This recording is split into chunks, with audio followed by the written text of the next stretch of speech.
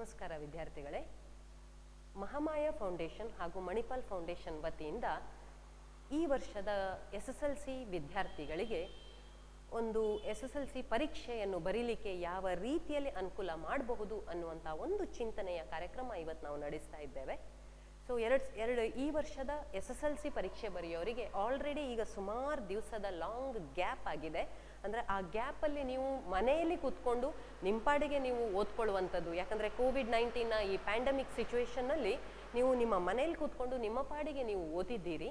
ಹಾಗಾಗಿ ಯಾವ ಟೆಕ್ಸ್ಟ್ ಬುಕ್ನಲ್ಲಿ ಇರುವಂಥ ಯಾವ ಅಂಶವನ್ನು ನೀವು ಹೆಚ್ಚು ಇಂಪಾರ್ಟೆಂಟ್ ಅಂತ ಅಥವಾ ಹೆಚ್ಚು ಗಮನ ಕೊಟ್ಟು ಕಲ್ತಿದ್ದೀರಿ ಅಥವಾ ಪರೀಕ್ಷೆಗೆ ಹೆಚ್ಚು ನೀವು ಗಮನಿಸಬೇಕಾಗಿರುವಂಥ ವಿಷಯಗಳು ಯಾವುದು, ಅವೆಲ್ಲವನ್ನು ಇವತ್ತು ನಾವು ಚರ್ಚೆ ಮಾಡುವ.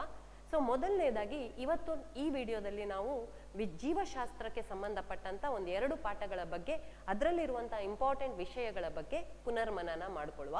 ಪರೀಕ್ಷೆಗೆ ಯಾವ ರೀತಿಯಲ್ಲಿ ಸಿದ್ಧತೆಯನ್ನು ನಡೆಸಬೇಕು, ಆಲ್ರೆಡಿ ನೀವು ಎಲ್ಲ ಸಿದ್ಧತೆಗಳನ್ನು ನಡೆಸಿದ್ದೀರಿ, ಇನ್ನು ಕೆಲವು ದಿನಗಳಲ್ಲಿ ನಿಮ್ಮ ಪರೀಕ್ಷೆ ಪ್ರಾರಂಭವಾಗುತ್ತೆ.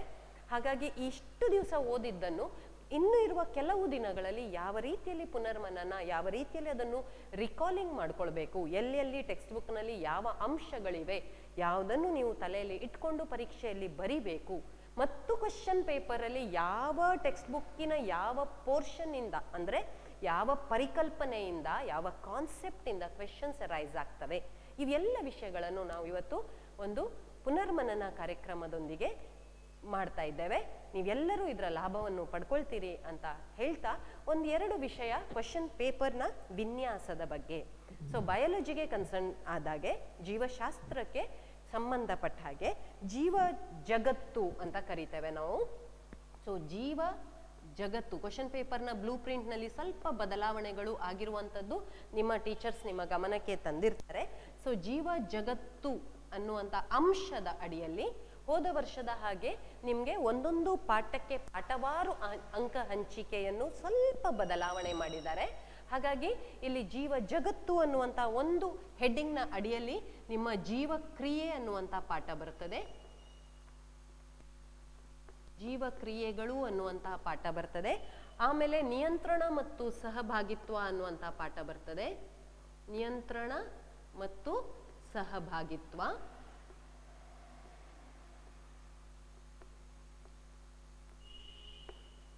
ಹಾಗೆ ಜೀವಿಗಳು ಹೇಗೆ ಸಂತಾನೋತ್ಪತ್ತಿ ನಡೆಸುತ್ತವೆ, ಜೀವಿಗಳು ಹೇಗೆ ಸಂತಾನೋತ್ಪತ್ತಿ ನಡೆಸುತ್ತವೆ,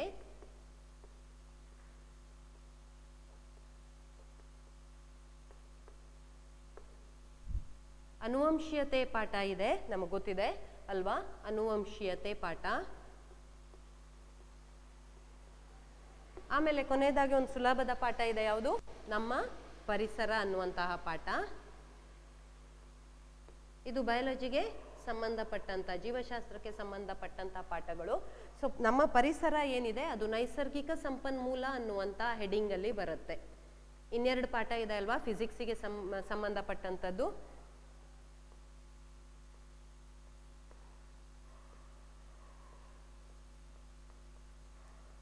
ಸೊ ಇನ್ನೂ 2 ಶಕ್ತಿಯ ಆಕಾರಗಳು ಮತ್ತು ಇನ್ನೊಂದು ಪಾಠ ಏನಿದೆ ಅದು ಫಿಸಿಕ್ಸಿಗೆ ಬರ್ತದೆ. ಸೊ ಇಲ್ಲಿ ಟೋಟಲ್ ಆಗಿ ಆ 3 ಪಾಠಗಳನ್ನು ಸೇರಿ 8 ಅಂಕಗಳು ಇರ್ತವೆ. ಒಂದು ಅಂದಾಜಲ್ಲಿ ಈ ಪಾಠಕ್ಕೆ ನಾವು 2-3 ಅಂಕ ಇರಬಹುದು ಅಂತ ಅಂದಾಜು ಮಾಡುವ. 2 ಅಂಕದ ಪ್ರಶ್ನೆಗಳು ಬರುವ ಎಲ್ಲ ಸಾಧ್ಯತೆಗಳು ಇಲ್ಲಿ. ನೈಸರ್ಗಿಕ ಸಂಪನ್ಮೂಲ ಅನ್ನುವಂಥ ಹೆಡ್ಡಿಂಗ್ನ ಅಡಿಯಲ್ಲಿ 3 ಪಾಠ ಇದೆ. ಅದರಲ್ಲಿ ನಾವು ಬಯಾಲಜಿಗೆ ಸಂಬಂಧಪಟ್ಟಂಥದ್ದನ್ನು ಇವತ್ತು ತಿಳ್ಕೊಳ್ತಾ ಇರೋದ್ರಿಂದ ನಮ್ಮ ಪರಿಸರ ಅನ್ನುವಂಥ ಪಾಠದಲ್ಲಿ 2 ಅಂಕಗಳ ಪ್ರಶ್ನೆ ಬರುವ ಸಾಧ್ಯತೆ ಇದೆ ಅನ್ನುವಂಥದ್ದು. ಹಾಗೆ ಇಲ್ಲಿ ಜೀವ ಜಗತ್ತು ಅನ್ನುವಂಥ ಹೆಡ್ಡಿಂಗ್ನ ಅಡಿಯಲ್ಲಿ ಜೀವಕ್ರಿಯೆ, ನಿಯಂತ್ರಣ, ಸಹಭಾಗಿತ್ವ, ಜೀವಿಗಳು ಹೇಗೆ ಸಂತಾನೋತ್ಪತ್ತಿ ನಡೆಸುತ್ತವೆ ಮತ್ತು ಅನುವಂಶೀಯತೆ ಏನಿದೆ, ಜೆನೆಟಿಕ್ಸ್ ಅಂಡ್ ಹೆರಿಡಿಟಿ ಅನ್ನುವಂಥ ಪಾಠ. ಸೊ ಇವು 4 ಪಾಠಗಳಿಂದ ಟೋಟಲ್ ಆಗಿ 22 ಅಂಕಗಳು ಬರುವ ಸಾಧ್ಯತೆ ಇದೆ ಮಕ್ಕಳೇ. ಸೊ ನೋಡಿ, 22 ಅಂಕಗಳು ಪ್ಲಸ್ 8, ಇಲ್ಲಿ ತುಂಬಾ ಸುಲಭದ 3 ಪಾಠಗಳು ಬರ್ತವೆ. ಹಾಗಾಗಿ ನೀವು 22 ಪ್ಲಸ್ 8 ಎಷ್ಟಾಯ್ತು? ಸರಿಯಾ ನನ್ನ ಲೆಕ್ಕ? ಸೊ ತುಂಬ ಸುಲಭದಲ್ಲಿ ನೀವೇನು ಮಾಡ್ಬೋದು, ಇವಿಷ್ಟು ಅಂಶವನ್ನು ಓದಿಕೊಂಡು ತುಂಬ ಸುಲಭದಲ್ಲಿ ನಿಮ್ಮ ಪರೀಕ್ಷೆಯನ್ನು ಪಾಸ್ ಮಾಡ್ಕೊಳ್ಬಹುದು. ಇವೆಲ್ಲವೂ ತುಂಬ ಸುಲಭವಾಗಿ ನಿಮಗೆ ಅರ್ಥ ಆಗುವ ಇಂಟ್ರೆಸ್ಟಿಂಗ್ ಆಗಿರುವಂತಹ ವಿಷಯಗಳು. ಇದಲ್ಲದೆ ಇನ್ನು ಫಿಸಿಕ್ಸ್ ಇದೆ, ಭೌತಶಾಸ್ತ್ರ ಹಾಗೂ ರಸಾಯನಶಾಸ್ತ್ರ, ಕೆಮಿಸ್ಟ್ರಿ ಇದೆ. ಅದರಲ್ಲೂ ಕೂಡ ಕೆಲವು ಚಾಪ್ಟರ್ಸ್ ನಿಮಗೆ ಈಸಿ ಇರುತ್ತೆ, ಅದರಲ್ಲೂ ಕೆಲವು ಚಿತ್ರಗಳು ಇರ್ತವೆ. ಅವು ಎಲ್ಲವನ್ನು ನೀವು ಕಲ್ತ್ಕೊಂಡಾಗ ಖಂಡಿತವಾಗ್ಲೂ ನಿಮಗೆ ತುಂಬ ಸುಲಭವಾಗಿ ಫಸ್ಟ್ ಕ್ಲಾಸ್ ಮಾರ್ಕ್ಸ್ ಅಂತ ತೆಕ್ಕೊಂಡು ಪಾಸ್ ಆಗ್ಬೋದು ಮಕ್ಕಳೇ. ಇರಲಿ, ಅದನ್ನು ಹೇಗೆ ನಾವು ಪಾಸ್ ಆಗಬೇಕು ಅನ್ನುವಂಥದ್ದನ್ನು ಕೂಡ ತಿಳ್ಕೊಳ್ಳುವ. ಸೊ ಇವಿಷ್ಟು ಅಂಶಗಳು ನಿಮಗೆ ಗೊತ್ತಾಗಿದೆ. ಇನ್ನು ಕೆಲವು ಬದಲಾವಣೆ ಇದೆ. ಏನು ಅಂತ ಹೇಳಿದರೆ, ಇಲ್ಲಿ ಈಸಿ ಮತ್ತು ಡಿಫಿಕಲ್ಟ್ ಕ್ವೆಶನ್ಸ್ ಅನ್ನುವಂಥದ್ದು. ಸೊ ಸುಲಭದ ಪ್ರಶ್ನೆಗಳು ಏನಿವೆ, ಸುಲಭದ ಪ್ರಶ್ನೆಗಳು ತುಂಬ ಸುಲಭವಾಗಿ, ಅತ್ಯಂತ ಸುಲಭದ ಪ್ರಶ್ನೆಗಳು ಇದು ನಿಮಗೆ 34 ಅಂಕಗಳಿಗೆ ಬರುತ್ತೆ. ನಾನೀಗ ಬಯಾಲಜಿಗೆ ಮಾತ್ರ ಸಂಬಂಧಪಟ್ಟ ಹಾಗೆ ಮಾತಾಡ್ತಾ ಇಲ್ಲ, ನಾನೀಗ ನಿಮ್ಮ ಟೋಟಲ್ 80 ಅಂಕಗಳ ಬಗ್ಗೆ ಮಾತಾಡ್ತಾ ಇದ್ದೇನೆ. ಸೊ ಸುಲಭದ ಪ್ರಶ್ನೆಗಳು ನಿಮಗೆ ಎಷ್ಟು 34 ಅಂಕಗಳಷ್ಟು ಬರ್ತವೆ. ಅದು 34 ಅಂಕ ಏನಿದೆ ಅದು ಒಂದು 30% ಎಷ್ಟಾಗುತ್ತೆ, 30% ಅಂಕದಷ್ಟು ಆಗುವಂಥದ್ದು.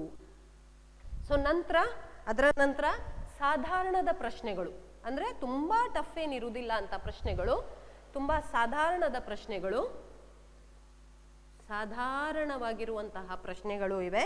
ಅವು ಕೂಡ ಏನು, ಒಂದು ಸಾಧಾರಣ ನಿಮಗೆ 40 ಅಂಕಗಳು, ಅಂದರೆ 50%, 100ರಲ್ಲಿ 50% ಪ್ರಶ್ನೆಗಳು ಸಾಧಾರಣ ಸುಲಭವಾಗಿರುವ ಪ್ರಶ್ನೆಗಳಿರ್ತವೆ. 100ರಲ್ಲಿ 30% ಪ್ರಶ್ನೆಗಳು ಅತ್ಯಂತ ಸುಲಭ ಪ್ರಶ್ನೆಗಳು ಇರುವ ಸಾಧ್ಯತೆ ಇರ್ತದೆ. ಇನ್ನು ಕಠಿಣತೆಯ ಮಟ್ಟಕ್ಕೆ ಬಂದಾಗ ಕೇವಲ 16 ಮಾರ್ಕ್ ಅಂತ ಹೇಳಿದ್ರೆ 20% ಮಾತ್ರ ಪ್ರಶ್ನೆಗಳು ಕಠಿಣ ಇರ್ತವೆ. ಹಾಗಾಗಿ ಕಠಿಣ ಅಂತ ಅನ್ಕೊಂಡ್ರೆ ಅದು ಕಠಿಣ. ನೀವು ಈಗಾಗಲೇ ಸಾಕಷ್ಟು ನೋಡಿ, ಬೇರೆ ವಿದ್ಯಾರ್ಥಿ ಹಿಂದಿನ ವರ್ಷದ SSLC ವಿದ್ಯಾರ್ಥಿಗಳಿಗೆ ಕಂಪೇರ್ ಮಾಡಿದರೆ ನಿಮಗೆ ಸಾಕಷ್ಟು ಓದಲಿಕ್ಕೆ ಟೈಮ್ ಸಿಕ್ಕಿದೆ. ಹಾಗಾಗಿ ನಿಮಗೆ ಈ ಕಠಿಣ ಅನ್ನುವಂಥದ್ದು ಕೂಡ ಸಾಧಾರಣ ಅಥವಾ ಸುಲಭ ಅಥವಾ ಅತಿ ಸುಲಭದ ಸೆಕ್ಷನ್ನಿಗೆ ಈಗ ಹೋಗಿರ್ಬೋದು. ಹಾಗಾಗಿ ನಾವು ಇದನ್ನು ಒಂದು ಕ್ವೆಶ್ಚನ್ ಪೇಪರ್ ಸೆಟ್ಟರ್ಗೆ ಈ ರೂಲ್ಸ್ ಇರ್ತದೆ, ಅಥವಾ ನಿಮಗೆ ಕ್ವೆಶ್ಚನ್ ಪೇಪರಲ್ಲಿ ಈ ರೀತಿ ಕ್ವೆಶ್ಚನ್ಗಳು ಹಂಚಿಕೆ ಆಗಿರ್ತವೆ ಅನ್ನುವಂಥದ್ದು. ಇನ್ನು ಪ್ರಶ್ನೆಗಳು ಯಾವ ರೂಪದಲ್ಲಿ, ಯಾವ ಸ್ವರೂಪದಲ್ಲಿ ಇರ್ತವೆ ಅನ್ನುವಂಥದ್ದನ್ನು ನಾವು ತಿಳ್ಕೊಳ್ಬೇಕು. ಐ ಥಿಂಕ್ ನಿಮಗೆ ಟೀಚರ್ಸ್ ಆಲ್ರೆಡಿ ಹೇಳಿರ್ತಾರೆ, ನಿಮಗೆ ಗೊತ್ತಿರುತ್ತೆ. ಆದಾಗ್ಯೂ ಕೂಡ ಒಮ್ಮೆ ನೆನ್ಪು ಮಾಡ್ಕೊಳ್ಳುವ. ಬಹು ಆಯ್ಕೆ ಪ್ರಶ್ನೆಗಳು ಎಷ್ಟು ಬರುತ್ತೆ ಕೇಳಿದ್ರೆ 8 ಕ್ವೆಶ್ಚನ್ಸ್ ಬರುತ್ತೆ. 8 ಕ್ವೆಶ್ಚನ್ಸಿಗೆ 8 ಮಾರ್ಕ್ ಇರುತ್ತೆ. ಸೊ ನಿಮಗೆ ಗೊತ್ತಿದೆ, ಮಲ್ಟಿಪಲ್ ಚಾಯ್ಸ್ ಕ್ವೆಶನ್ಸ್ ಅಂತ ಕರಿತೇವೆ. So 8 questions 8 ಮಾರ್ಕನ್ನು ಪಡ್ಕೊಳ್ಬಹುದು. 4 ಆಪ್ಷನ್ಸ್ ಇರುತ್ತಲ್ಲಿ, ಆಯ್ಕೆಗಳು ಇರುತ್ತೆ ABCD ಅಂತ. ಅದರಲ್ಲಿ ಸೂಕ್ತವಾದಂಥ ಉತ್ತರವನ್ನು ಹುಡುಕಿ ಅದನ್ನು ಅದರ A ಅಥವಾ B ಅಂತ ಬರ್ದಿರ್ತೇವಲ್ಲ, ಆ ಆಪ್ಷನ್ನಿನ ಸಂಖ್ಯೆ ಸಮೇತವಾಗಿ ನೀವು ಉತ್ತರವನ್ನು ನಿಮ್ಮ ಉತ್ತರ ಪತ್ರಿಕೆಯಲ್ಲಿ ಬರಿಬೇಕಾಗತ್ತೆ. ಬರೀ ಉತ್ತರವನ್ನು ಬರಿಬೇಡಿ ಮಕ್ಕಳೇ, ಅದರ ಆಪ್ಷನ್, ಈಗ ಉದಾಹರಣೆಗೆ ಆಪ್ಷನ್ A ಸರಿ ಅಂತ ಇದ್ರೆ A ಅಂತ ಬ್ರಾಕೆಟಲ್ಲಿ ಬರೆದು ಮತ್ತೆ ಆ A ಆಪ್ಷನ್ನಿನ ಉತ್ತರವನ್ನು ಬರೀಲಿಕ್ಕೆ ನೆನ್ಪಿಟ್ಕೊಳ್ಳಿ. ಬರೀ ಡೈರೆಕ್ಟ್ ಆಗಿ ಉತ್ತರವನ್ನು ದಯವಿಟ್ಟು ಬರಿಬೇಡಿ. ಸರಿ, ಇದು ನಮಗೆ ಬಹು ಆಯ್ಕೆ ಸಂಬಂಧಪಟ್ಟಂತ ಪ್ರಶ್ನೆ. ಇನ್ನು ಅತಿ ಕಿರು ಉತ್ತರ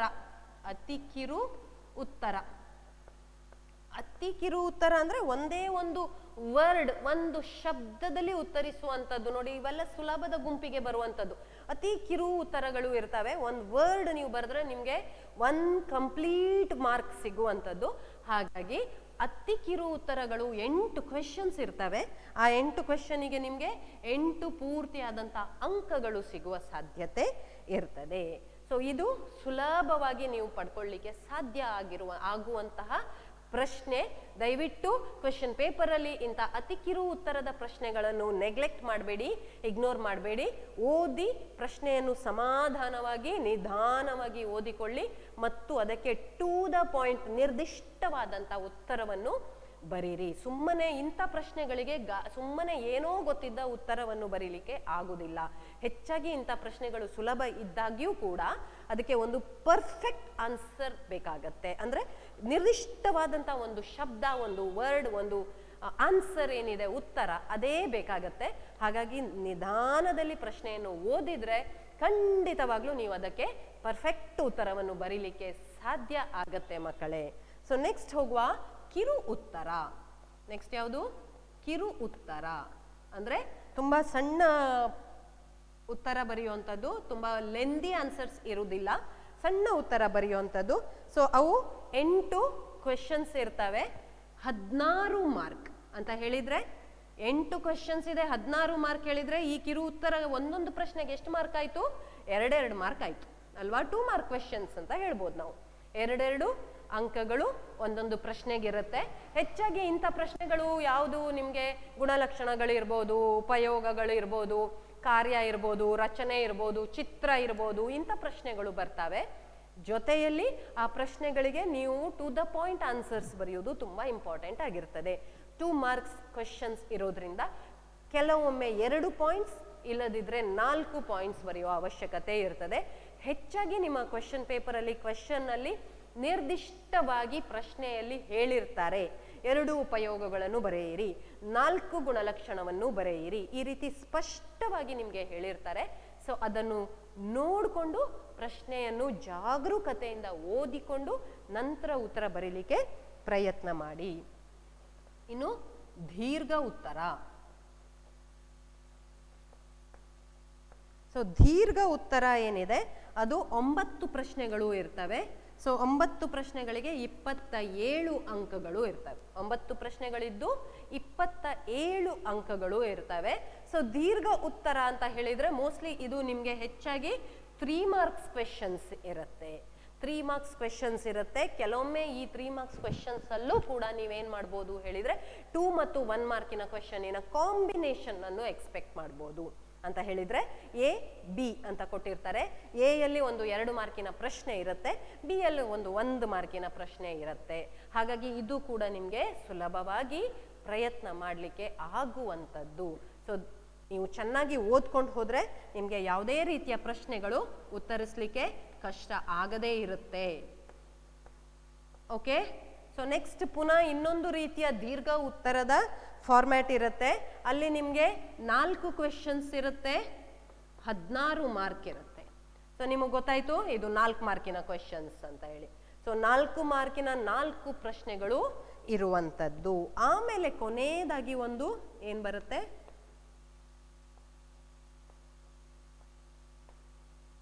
ದೀರ್ಘ ಉತ್ತರ 5 ಮಾರ್ಕಿನದು. ಎಷ್ಟು? ದೀರ್ಘ ಉತ್ತರ 5 ಮಾರ್ಕಿನದು. ಒಂದು ಕ್ವೆಶನ್ ಇರುತ್ತೆ, 5 ಮಾರ್ಕ್ ಇರುತ್ತೆ. ಗಮನಿಸಿ ನೋಡಿ ಮಕ್ಕಳೇ, ಇದು ಟೋಟಲ್ ಎಷ್ಟಾಗಿದೆ ಅಂತ. 80 ಮಾರ್ಕಿನ ನಿಮ್ಮ ಕ್ವೆಶನ್ ಪೇಪರ್ನ ಫಾರ್ಮ್ಯಾಟ್ ಈ ರೀತಿ ಇರುತ್ತೆ. ಸೊ ಟೋಟಲ್ ನಿಮ್ಮ ಕ್ವೆಶನ್ ಪೇಪರಲ್ಲಿ 38 ಕ್ವೆಶನ್ಸ್ ಇರುತ್ತೆ ಮತ್ತು 80 ಮಾರ್ಕ್ ನೀವು ಗಳಿಸಲಿಕ್ಕೆ ಸಾಧ್ಯ ಆಗತ್ತೆ. ಸೊ ಇಲ್ಲಿ ನೀವು ಹಿಂದಿನ ವರ್ಷದ ಕ್ವೆಶನ್ ಪೇಪರ್ಸ್ ಅನ್ನು ರಿವೈಸ್ ಮಾಡಿದಾಗ ನಿಮಗೆ ಬಹು ಆಯ್ಕೆ, ಅತಿ ಕಿರು ಉತ್ತರ, ದೀರ್ಘ ಉತ್ತರ, ಆಮೇಲೆ ಇವೆಲ್ಲ ಪ್ರಶ್ನೆಗಳು ಕಾಮನ್ ಆಗಿ ಸಿಕ್ಕಿರುತ್ತೆ. ಒಂದು ಬದಲಾವಣೆ ಏನು ಅಂತ ಹೇಳಿದ್ರೆ ಹಿಂದಿನ ವರ್ಷದ ಕ್ವೆಶನ್ ಪೇಪರ್ಗಳಲ್ಲಿ ಮ್ಯಾಚ್ ದ ಫಾಲೋಯಿಂಗ್ ಇತ್ತು, ಅಂದ್ರೆ ಹೊಂದಿಸಿ ಬರೆಯಿರಿ ಇತ್ತು. ಅದನ್ನು ತೆಗೆದಿದ್ದಾರೆ. ಅದರ ಬದಲಿಗೆ ದೀರ್ಘ ಉತ್ತರ 5 ಮಾರ್ಕ್ಸ್ ಕ್ವೆಶನ್ ಅನ್ನು ಇಂಟ್ರೊಡ್ಯೂಸ್ ಮಾಡಿದ್ದಾರೆ. ಅಷ್ಟು ಬಿಟ್ರೆ ಮತ್ತೆ ಯಾವುದೇ ರೀತಿಯ ಬದಲಾವಣೆ ಅತ್ಯಂತ ಡಿಫ್ರೆಂಟ್ ಆಗಿ ನಿಮಗೆ ನಾಡ್ದು ಕ್ವೆಶನ್ ಪೇಪರ್ ಬರುವ ಸಾಧ್ಯತೆಗಳು ಇರುವುದಿಲ್ಲ. ಇರಲಿ. ಸೊ ಇವೆಲ್ಲ ವಿಷಯಗಳನ್ನು ನೀವು ಗಮನಿಸಿದ್ರಿ. ಇನ್ನು ಮತ್ತೊಂದು ವಿಷಯ ನನಗೆ ನಿಮ್ಮ ಹತ್ರ ಚರ್ಚೆ ಮಾಡ್ಲಿಕ್ಕೆ ಉಂಟು. ಯಾವ ಚಿತ್ರವನ್ನು ನಾವು ಏನು ಗಮನಿಸಬೇಕು ಅನ್ನುವಂಥದ್ದು. ಸೊ ಯಾವ್ಯಾವ ಚಿತ್ರವನ್ನು ನಾವು ಗಮನಿಸಬೇಕು. ಸೊ ನೀವು ಸಾಧ್ಯವಾದರೆ ಏನ್ ಮಾಡ್ಬೋದು, ನಾನು ಬರೆದದನ್ನೆಲ್ಲವನ್ನು ನಿಮ್ಮ ಪುಸ್ತಕದಲ್ಲಿ ಕಾಪಿ ಮಾಡ್ಕೊಳ್ಬಹುದು, ಮತ್ತೆ ನೀವು ಅದನ್ನು ರಿವೈಸ್ ಮಾಡ್ಬೋದು, ಮತ್ತೊಮ್ಮೆ ಅದನ್ನು ಕಲಿಬಹುದು. ಹಾಗಾಗಿ ನಾನು ಏನು ಬರಿತಾ ಇದ್ದೇನೆ ಅದನ್ನು ನೀವು ಕೂಡ ಬರ್ಕೊಳ್ಬಹುದು. ಸೊ ಜೀವಕ್ರಿಯೆ ಅನ್ನುವಂತಹ ಪಾಠದಿಂದ ಯಾವ್ಯಾವ ಚಿತ್ರವನ್ನು ನೀವು ಕಲ್ತ್ಕೊಂಡು ಹೋಗ್ಬೇಕು. ಜೀವಕ್ರಿಯೆ ಅನ್ನುವ ಪಾಠ ಇದೆಯಲ್ಲ, ಅಲ್ಲಿ ನೀವು ಯಾವ್ಯಾವ ಚಿತ್ರವನ್ನು ಕಲಿಬೇಕು ಅಂತ ಕೇಳಿದ್ರೆ ಚಿತ್ರ 6.3 ಇದೆ. ತೆರೆದ ಮತ್ತು ಮುಚ್ಚಿದ ಪತ್ರರಂಧ್ರ. ತೆರೆದ ಮತ್ತು ಮುಚ್ಚಿದ ಪತ್ರರಂಧ್ರ. ಟೆಕ್ಸ್ಟ್ ಬುಕ್ ಇಟ್ಕೊಳ್ಳಿ, ಆಗ ಬೇಗ ನೀವು ಮಾರ್ಕ್ ಮಾಡ್ಕೊಳ್ಳಿಕ್ಕೆ ಸಾಧ್ಯ ಆಗುತ್ತೆ.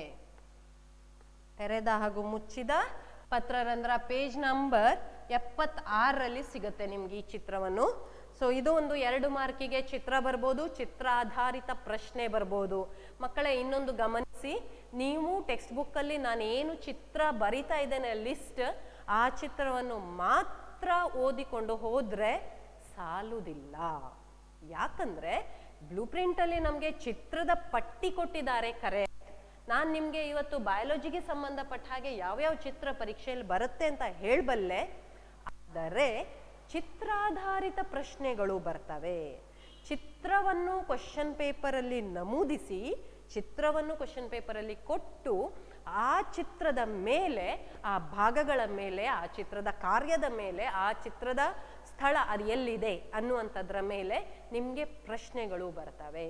ಹಾಗಾಗಿ ಚಿತ್ರಾಧಾರಿತ ಪ್ರಶ್ನೆಗಳು ಬರೋದ್ರಿಂದ ಈ ಪಟ್ಟಿಯಲ್ಲಿರುವ ಚಿತ್ರಗಳನ್ನು ಪರ್ಫೆಕ್ಟ್ ಆಗಿ ಬಿಡಿಸ್ಲಿಕ್ಕೆ ಗೊತ್ತು ಮಾಡಿಕೊಂಡು ಕೂಡ ಉಳಿದ ಚಿತ್ರಗಳನ್ನು ಹೇಗಿದೆ, ಏನಿದೆ, ಯಾವ ಭಾಗ ಇದೆ, ಎಲ್ಲಿದೆ ಅನ್ನುವಂಥದ್ದನ್ನು ಸ್ಪಷ್ಟವಾಗಿ ನೋಡ್ಕೊಂಡಿರಿ. ಇಲ್ಲದಿದ್ದರೆ ನಿಮಗೆ ಚಿತ್ರಾಧಾರಿತ ಪ್ರಶ್ನೆಗಳಿಗೆ ಉತ್ತರ ಬರೀಲಿಕ್ಕೆ ಕಷ್ಟ ಆಗತ್ತೆ. ಸರಿ, ನೆಕ್ಸ್ಟ್ ಚಿತ್ರ ನೋಡಿ, 6.6 ಚಿತ್ರ, ಮಾನವನ ಜೀರ್ಣಾಂಗ ವ್ಯೂಹ. ಮಾನವನ ಜೀರ್ಣಾಂಗ ವ್ಯೂಹ.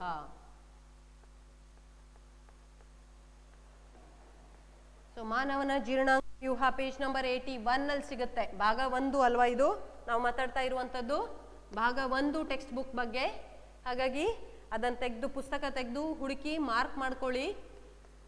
ನೆಕ್ಸ್ಟ್, ಮನುಷ್ಯನ ಹೃದಯದ ಛೇದನೋಟ. ಹೃದಯದ ಚಿತ್ರ ಇದೆಯಲ್ಲ, ಅದು ತುಂಬಾ ಇಂಪಾರ್ಟೆಂಟ್. ಪೇಜ್ ನಂಬರ್ 88 ಅಲ್ಲಿದೆ.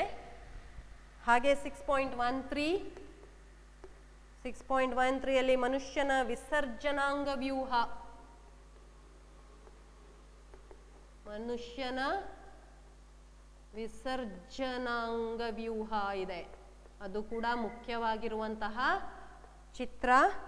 ಅದನ್ನು ಕೂಡ ನೀವು ಪೇಜ್ ನಂಬರ್ 94 ನಲ್ಲಿದೆ, ಟೆಕ್ಸ್ಟ್ ಬುಕ್ ತೆಗೆದು ಮಾರ್ಕ್ ಮಾಡ್ಕೊಳ್ಬಹುದು. ಆಮೇಲೆ 6.14 ನೆಫ್ರಾನ್ನ ರಚನೆ. ನೆಫ್ರಾನ್ನ ರಚನೆ ಇದೆ, ಪೇಜ್ ನಂಬರ್ 95 ಅಲ್ಲಿ ಸಿಗುತ್ತೆ ನಿಮಗೆ. ಸೊ ಬರ್ಕೊಳ್ತಾ ಇದ್ದೀರಿ ಅಂತ ಅನ್ಕೊಳ್ತಾ ಇದ್ದೇನೆ. ಅಟ್ಲೀಸ್ಟ್ ಟೆಕ್ಸ್ಟ್ ಬುಕ್ ತೆಗೆದು ಮಾರ್ಕ್ ಆದರೂ ಮಾಡ್ಕೊಳ್ಳಿ. ಹಾಗೆ ನೆಕ್ಸ್ಟ್, ನಿಯಂತ್ರಣ ಮತ್ತು ಸಹಭಾಗಿತ್ವ ಅನ್ನುವಂಥ ಪಾಠಕ್ಕೆ ಬರುವ. ನಿಯಂತ್ರಣ ಮತ್ತು ಸಹಭಾಗಿತ್ವ. ಎಲ್ಲ ಈ ವಿಷಯಗಳು ನಿಮ್ಮ ಟೀಚರ್ಸ್ ಹೇಳಿರ್ತಾರೆ, ಆದರೆ ನಿಮಗೆ ಮರ್ತು ಹೋಗಿರ್ಬೋದು. ಸೊ ಈಗ ನಾವು ಪರೀಕ್ಷೆಗೆ ಪುನರ್ಮನನ ಮಾಡ್ತಾ ಇದ್ದೇವೆ. ಟೆಕ್ಸ್ಟ್ ಬುಕ್ ತೆಗೆದು ಚಿತ್ರವನ್ನು ನೀವು ನೋಡಿದಾಗ ನಿಮಗೆ ಆ ಚಿತ್ರಗಳು ಮತ್ತೊಮ್ಮೆ ನೆನಪಾಗ್ತದೆ. ಹಾಗಾಗಿ ಚಿತ್ರಗಳು ಯಾವ ರೀತಿಯಲ್ಲಿದೆ, ಯಾವ ರೀತಿಯಲ್ಲಿ ಬಿಡಿಸ್ಬೋದು, ಮತ್ತು ನಾನು ಪೂರ್ತಿ ಅಂಕವನ್ನು ಹೇಗೆ ತಕ್ಕೊಳ್ಬೋದು ಅನ್ನೋದ್ರ ಬಗ್ಗೆ ನಾವು ಪ್ಲಾನಿಂಗ್ ನಡೆಸ್ತಾ ಇದ್ದೇವೆ. ಸೊ 7.1A ಅಲ್ಲಿ ನರಕೋಶದ ಚಿತ್ರ ಇದೆ 100ನೇ ಪುಟದಲ್ಲಿ. ತುಂಬ ಮುಖ್ಯವಾಗಿ ನಿಮಗೆ ಪರೀಕ್ಷೆಯಲ್ಲಿ ಕೇಳುವಂಥ 2 ಮಾರ್ಕ್ಸಿನ ಚಿತ್ರ ಅದು. ಹಾಗೆ 7.3 ಅಲ್ಲಿ ಮಾನವನ ಮೆದುಳು ಇದೆ. ಮಾನವನ ಮೆದುಳು ಪೇಜ್ ನಂಬರ್ 104 ನಲ್ಲಿ ನಿಮಗೆ ಸಿಗ್ತದೆ. ಸೊ ಅದನ್ನು ಕೂಡ ನೀವು ಮುಖ್ಯವಾಗಿ ಕಲ್ತ್ಕೊಳ್ಬೇಕಾಗಿರುವಂತಹ ಚಿತ್ರ. ಕೆಲವೊಮ್ಮೆ ಅದು 4 ಮಾರ್ಕ್ಸಿಗೆ ಕೂಡ ಕೇಳುವಂಥದ್ದು. ನೆಕ್ಸ್ಟ್, ಜೀವಿಗಳು ಹೇಗೆ ಸಂತಾನೋತ್ಪತ್ತಿ ನಡೆಸ್ತವೆ ಅನ್ನುವಂಥದ್ದು. ಜೀವಿಗಳು ಹೇಗೆ ಸಂತಾನೋತ್ಪತ್ತಿ ನಡೆಸುತ್ತವೆ.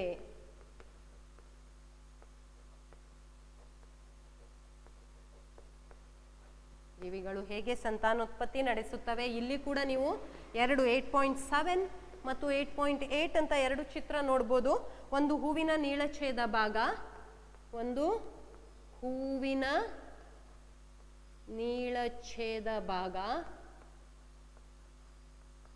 ಪೇಜ್ ನಂಬರ್ 55 ಅಲ್ಲಿ ಸಿಗುತ್ತೆ ನೋಡಿ. 55 ಅಂದ್ರೆ ಇದು ಭಾಗ 2, ಇದು ಭಾಗ 2ರಲ್ಲಿ ಬರುವಂಥದ್ದು. ಆಮೇಲೆ ಶಲಾಕಾಗ್ರದ ಮೇಲೆ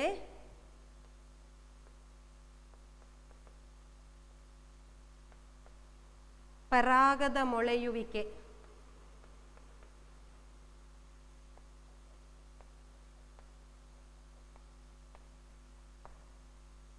ಇದು ಪೇಜ್ ನಂಬರ್ 56ರಲ್ಲಿ ಸಿಗುತ್ತೆ ನಿಮಗೆ. ಓಕೆ, ಸೊ ಇಷ್ಟು ಚಿತ್ರಗಳನ್ನು ನೀವು ಪರ್ಫೆಕ್ಟಾಗಿ ಓದ್ಕೊಂಡ್ರೆ ಬಯಾಲಜಿಗೆ ಸಂಬಂಧಪಟ್ಟಂತಹ ಚಿತ್ರಗಳನ್ನು ಬಿಡಿಸ್ಲಿಕ್ಕೆ ನಿಮಗೆ ಯಾವುದೇ ತೊಂದರೆ ಆಗುವುದಿಲ್ಲ. ಇಲ್ಲಿ ಗಮನಿಸಿದ್ರೆ ನೀವು ಮಾನವನ ಜೀರ್ಣಾಂಗ ವ್ಯೂಹ, ಹೃದಯ, ಮೆದುಳು, ಈ ಒಂದು 3 ಚಿತ್ರಗಳು 4 ಮಾರ್ಕ್ಸಿಗೆ ಎಕ್ಸ್ಪೆಕ್ಟ್ ಮಾಡ್ಬೋದು. ಬಿಟ್ರೆ ಉಳಿದ ಎಲ್ಲ ಚಿತ್ರಗಳು 2 ಮಾರ್ಕ್ಸಿಗೆ ನೀವು ಎಕ್ಸ್ಪೆಕ್ಟ್ ಮಾಡ್ಬೋದು. ಸೊ ನಿಮ್ಮ ಕ್ವೆಶ್ಚನ್ ಪೇಪರಲ್ಲಿ 2 ಮಾರ್ಕಿನ ಒಂದು ಚಿತ್ರ, 4 ಮಾರ್ಕಿನ ಒಂದು ಚಿತ್ರ ಇದ್ದೇ ಇರುತ್ತೆ ಬಯಾಲಜಿಗೆ, ಜೀವಶಾಸ್ತ್ರಕ್ಕೆ ಸಂಬಂಧಪಟ್ಟ ಹಾಗೆ. ಮತ್ತೆ ಕೆಲವು ಬದಲಾವಣೆಗಳು ಇರ್ಬೋದು, ಒಂದು ಚಿತ್ರ ಕಮ್ಮಿ, ಒಂದು ಚಿತ್ರ ಜಾಸ್ತಿ ಆಗ್ಬೋದು. ಆದರೆ ಕನಿಷ್ಠವಾಗಿ ನಿಮಗೆ ಒಂದು 6 ಮಾರ್ಕಿನ ಚಿತ್ರ ಆದರೂ ಇದರಲ್ಲಿ ಬಂದೇ ಬರ್ತದೆ. ಹಾಗಾಗಿ ನೀವು ಏನು ಮಾಡಬೇಕು, ಜೀವಶಾಸ್ತ್ರವನ್ನು ಕಲಿಯುವಾಗ ಮೊದಲನೇದಾಗಿ ಏನು ಮಾಡಬೇಕು, ನಿಮ್ಮ ಕೆಲಸ ಏನು ಅಂತ ಹೇಳಿದರೆ ಚಿತ್ರವನ್ನು ಕರೆಕ್ಟಾಗಿ ನೋಡ್ಕೊಳ್ಳೋದು. ಸೊ ಫಸ್ಟ್ ಎಲ್ಲ ಚಿತ್ರವನ್ನು ಯಾವೆಲ್ಲ ಪರೀಕ್ಷೆಗೆ ಬರ್ತದೆ ಅಂತ ಲಿಸ್ಟ್ ಇದೆಯಾ ನಿಮ್ಮ ಹತ್ರ, ಅದನ್ನು ಕಲ್ತ್ಕೊಳ್ಳಿ, ಬಿಡಿಸ್ಕೊಳ್ಳಿ, ಭಾಗಗಳನ್ನು ಕಲ್ತ್ಕೊಳ್ಳಿ. ಉಳಿದ ಚಿತ್ರಗಳನ್ನು ನಿಮಗೆ ಬಿಡಿಸ್ಲಿಕ್ಕೆ ಬರದೇ ಇದ್ರೂ ಕೂಡ ಆ ಚಿತ್ರವನ್ನು ಗುರುತಿಸ್ಲಿಕ್ಕೆ, ಅದು ಯಾವ ಚಿತ್ರ, ಅದು ಏನು, ಎಲ್ಲಿರ್ತದೆ, ಏನು ಕಾರ್ಯ ಮಾಡ್ತದೆ, ಏನು ಭಾಗಗಳು ಅಲ್ಲಿ ಇವೆ, ಆ ಭಾಗಕ್ಕೆ ಸಂಬಂಧಪಟ್ಟಂತ ಪ್ರಶ್ನೆಗಳಿಗೆ ಉತ್ತರವನ್ನು ಬರೀಲಿಕ್ಕೆ ನೀವು ಸಮರ್ಥರಿರಬೇಕು. ಸೊ ಇದಿಷ್ಟು ನೀವು ಮಾಡಿದರೆ 6ರಿಂದ 10 ಅಂಕಗಳು ನಿಮಗೆ ಚಿತ್ರಕ್ಕೆ ಸಂಬಂಧಪಟ್ಟ ಹಾಗೆ ಬಯಾಲಜಿಯಲ್ಲಿ, ಜೀವಶಾಸ್ತ್ರದಲ್ಲಿ ಸಿಗುವ ಸಾಧ್ಯತೆ ಇದ್ದೇ ಇದೆ. ಇನ್ನು ಮತ್ತೊಂದು ವಿಷಯ, ಉದ್ದಿಷ್ಟವಾರು ಅಂಕಗಳನ್ನು ಹೇಗೆ ಹಂಚ್ತಾರೆ ಅಂತ. ಸೊ ಅದನ್ನು ಜಸ್ಟ್ ನಾ ಹೇಳ್ತಾ ಹೋಗ್ತೇನೆ, ನೀವು ಅದನ್ನು ಇಷ್ಟೆಲ್ಲ ಡೀಟೇಲ್ ಆಗಿ ಬರ್ಕೊಳ್ಳುವ ಅವಶ್ಯಕತೆ ಇಲ್ಲ. ಸ್ಮರಣೆ ಅಂತ ಹೇಳಿದ್ರೆ ನಾಲೆಜ್ ಕ್ವೆಶನ್ಸ್, ಅದು 16 ಮಾರ್ಕಿನ ಪ್ರಶ್ನೆಗಳು ಬರ್ತವೆ. ನಾಲೆಜ್ ಕ್ವೆಶನ್ಸ್ ಅಂತ ಹೇಳಿದ್ರೆ ನಿಮ್ಗೆ ಅದು ಅರ್ಥ ಆಗಿರ್ಬೇಕಂತಿಲ್ಲ, ಖಾಲಿ ನೀವು ನೆನ್ಪಿಟ್ಕೊಂಡು ಬರೆಯುವಂಥದ್ದು. ನಿನ್ನ ಹೆಸರೇನು, ಇದು ನಾಲೆಜ್ ಕ್ವೆಶನ್, ನಿಮಗೆ ಗೊತ್ತಿದ್ರೆ ಸಾಕು. ಅದನ್ನು ನೀವು ತರ್ಕ ಮಾಡಿ ಯೋಚಿಸಿ ಹೇಳಬೇಕಾಗಿರುವಂಥದ್ದು ಇರುತ್ತೆ. ಅಂಥದಕ್ಕೆ ನಾವು ನಾಲೆಜ್ ಕ್ವೆಶನ್ಸ್ ಅಥವಾ ಸ್ಮರಣೆ, ನೆನಪಿಸ್ಕೊಂಡು ಉತ್ತರ ಹೇಳೋದು.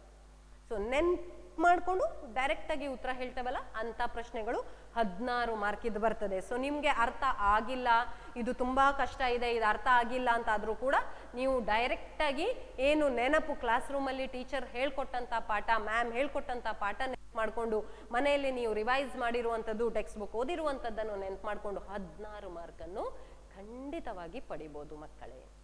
ನಂತರ ಬರುವಂಥದ್ದು ತಿಳುವಳಿಕೆ, ಅಂದರೆ ಯೋಚಿಸಿ ಉತ್ತರ ಕೊಡುವಂಥದ್ದು. ಅದನ್ನು ವಿವರಿಸು, ಉದಾಹರಣೆ ಕೊಡು, ವ್ಯತ್ಯಾಸ ಬರಿ, ಇಂಥ ಪ್ರಶ್ನೆಗಳೇನಿವೆ ಅದು ನೀವು ಯೋಚಿಸಿ ಬರೆಯುವಂಥ ಪ್ರಶ್ನೆ. ಅದು 32 ಅಂಕಗಳಿಗೆ ಬರುವ ಪ್ರಶ್ನೆ. ಆಮೇಲೆ ಬರುವಂಥ ಪ್ರಶ್ನೆ ಅನ್ವಯದ ಪ್ರಶ್ನೆ, 16 ಅಂಕಗಳು ಅನ್ವಯದ ಪ್ರಶ್ನೆ ಬರುತ್ತೆ. ಹೋದ ವರ್ಷದವರೆಗೆ ಮಕ್ಕಳಿಗೆ ಇದು ಹೆದರಿಕೆ ಆಗ್ತಾ ಇತ್ತು, 16 ಅಂಕ ಅನ್ವಯದ ಪ್ರಶ್ನೆ ಬರುತ್ತೆ. ನೀವೆಲ್ಲೂ ನೋಡದ, ಕೇಳದ, ತಿಳಿಯದ, ಓದದ ಪ್ರಶ್ನೆಗಳು ಬರುತ್ತೆ ಅಂತ. ಹಾಗೇನೂ ಇಲ್ಲ. ನೀವು ಓದಿರುವಂಥ ವಿಷಯ ಏನಿದೆ, ನಿಮ್ಮ ಟೆಕ್ಸ್ಟ್ ಬುಕ್ಕಲ್ಲಿ ನೀವೇನು ಮಾಹಿತಿಯನ್ನು, ಕಂಟೆಂಟನ್ನು, ಕಾನ್ಸೆಪ್ಟನ್ನು ಕಲ್ತಿರ್ತೀರಿ, ಓದಿರ್ತೀರಿ, ಅದರ ಮೇಲೆಯೇ ಪ್ರಶ್ನೆಗಳು ಬರ್ತವೆ. ಪ್ರಶ್ನೆ ಮಾತ್ರ ನಿಮ್ಮ ಟೆಕ್ಸ್ಟ್ ಬುಕ್ಕಲ್ಲಿ ಇರುವುದಿಲ್ಲ ಅಷ್ಟೇ ಹೊರತು ಖಂಡಿತವಾಗಲೂ ವಿಷಯ ಉತ್ತರ ನಿಮ್ಮ ಪುಸ್ತಕದಲ್ಲೇ ಇರ್ತದೆ ಮಕ್ಕಳೇ. ಸ್ವಲ್ಪ ಅನ್ವಯ ಮಾಡಿ ಅದನ್ನು ಯೋಚಿಸಿ ಬರೀಬೇಕು. ಸ್ಪಷ್ಟವಾಗಿ ಕರೆಕ್ಟಾಗಿ ಅರ್ಥ ಮಾಡ್ಕೊಂಡು ಓದಿದ ಮಕ್ಕಳಿಗೆ ಅನ್ವಯದ ಪ್ರಶ್ನೆಗಳು ಯಾವುದೇ ರೀತಿಯ ತೊಂದರೆಯನ್ನು ಕೊಡುವುದಿಲ್ಲ. ಅದೇ ರೀತಿಯಲ್ಲಿ ಏನು ಪ್ರಾಪಂಚಿಕ ಜ್ಞಾನ ಇರ್ತದೆ ಅಥವಾ ನೀವು ವಿಜ್ಞಾನವನ್ನು ಹೊರಗಡೆ ಬಳಸ್ಕೊಳ್ತೀರಿ, ಯೋಚಿಸ್ತೀರಿ, ಅಂಥ ವಿದ್ಯಾರ್ಥಿಗಳಿಗೂ ಕೂಡ ಅನ್ವಯದ ಪ್ರಶ್ನೆಗಳು ಬರೀಲಿಕ್ಕೆ ಯಾವುದೇ ರೀತಿಯ ಸಮಸ್ಯೆ ಆಗಲಿ, ತೊಂದರೆ ಆಗಲಿ ಆಗೋದಿಲ್ಲ. ಇನ್ನೊಂದು ಸಣ್ಣ ಬದಲಾವಣೆ ಇದೆ. ಏನು ಅಂತ ಹೇಳಿದರೆ, ಕೌಶಲ ಅನ್ನುವಂಥದ್ದೇನಿದೆ ಅದು ಹೋದ ವರ್ಷದವರೆಗೆ ಕಂಪ್ಲೀಟ್ ಟೋಟಲ್ ಕೌಶಲ ಚಿತ್ರಕ್ಕೆ ಸಂಬಂಧಪಟ್ಟದ್ದಾಗಿತ್ತು.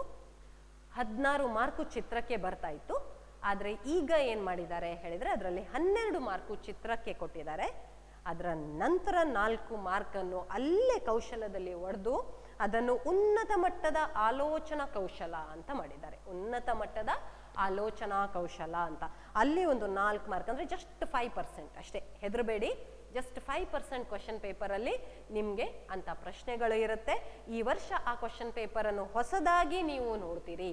ಆ 5% ಕ್ವಶನ್ಸ್ ಮಾತ್ರ ಈ ವರ್ಷ ನಿಮ್ಮ ಕ್ವಶನ್ ಪೇಪರಲ್ಲಿ ಹೊಸತಾಗಿರುವಂಥದ್ದು. ಹೊಸತು ಅಂದರೆ ಹೋದ ವರ್ಷದ ಕ್ವಶನ್ ಪೇಪರಲ್ಲಿ ಇಲ್ಲದೆ ಇರುವಂಥದ್ದು ಅಂತ ಅಷ್ಟೇ ಹೊರತು ಅದೇ ಪರಿಕಲ್ಪನೆಗಳು ಅದೇ ವಿಷಯಗಳು ಓದಿಕೊಂಡು ಹೋದ ಯಾವುದೇ ವಿದ್ಯಾರ್ಥಿಗೂ ಇದು ಯಾವುದೇ ರೀತಿಯಲ್ಲೂ ತೊಂದರೆ ಕೊಡಲಿಕ್ಕೆ ಸಾಧ್ಯವೇ ಇಲ್ಲ.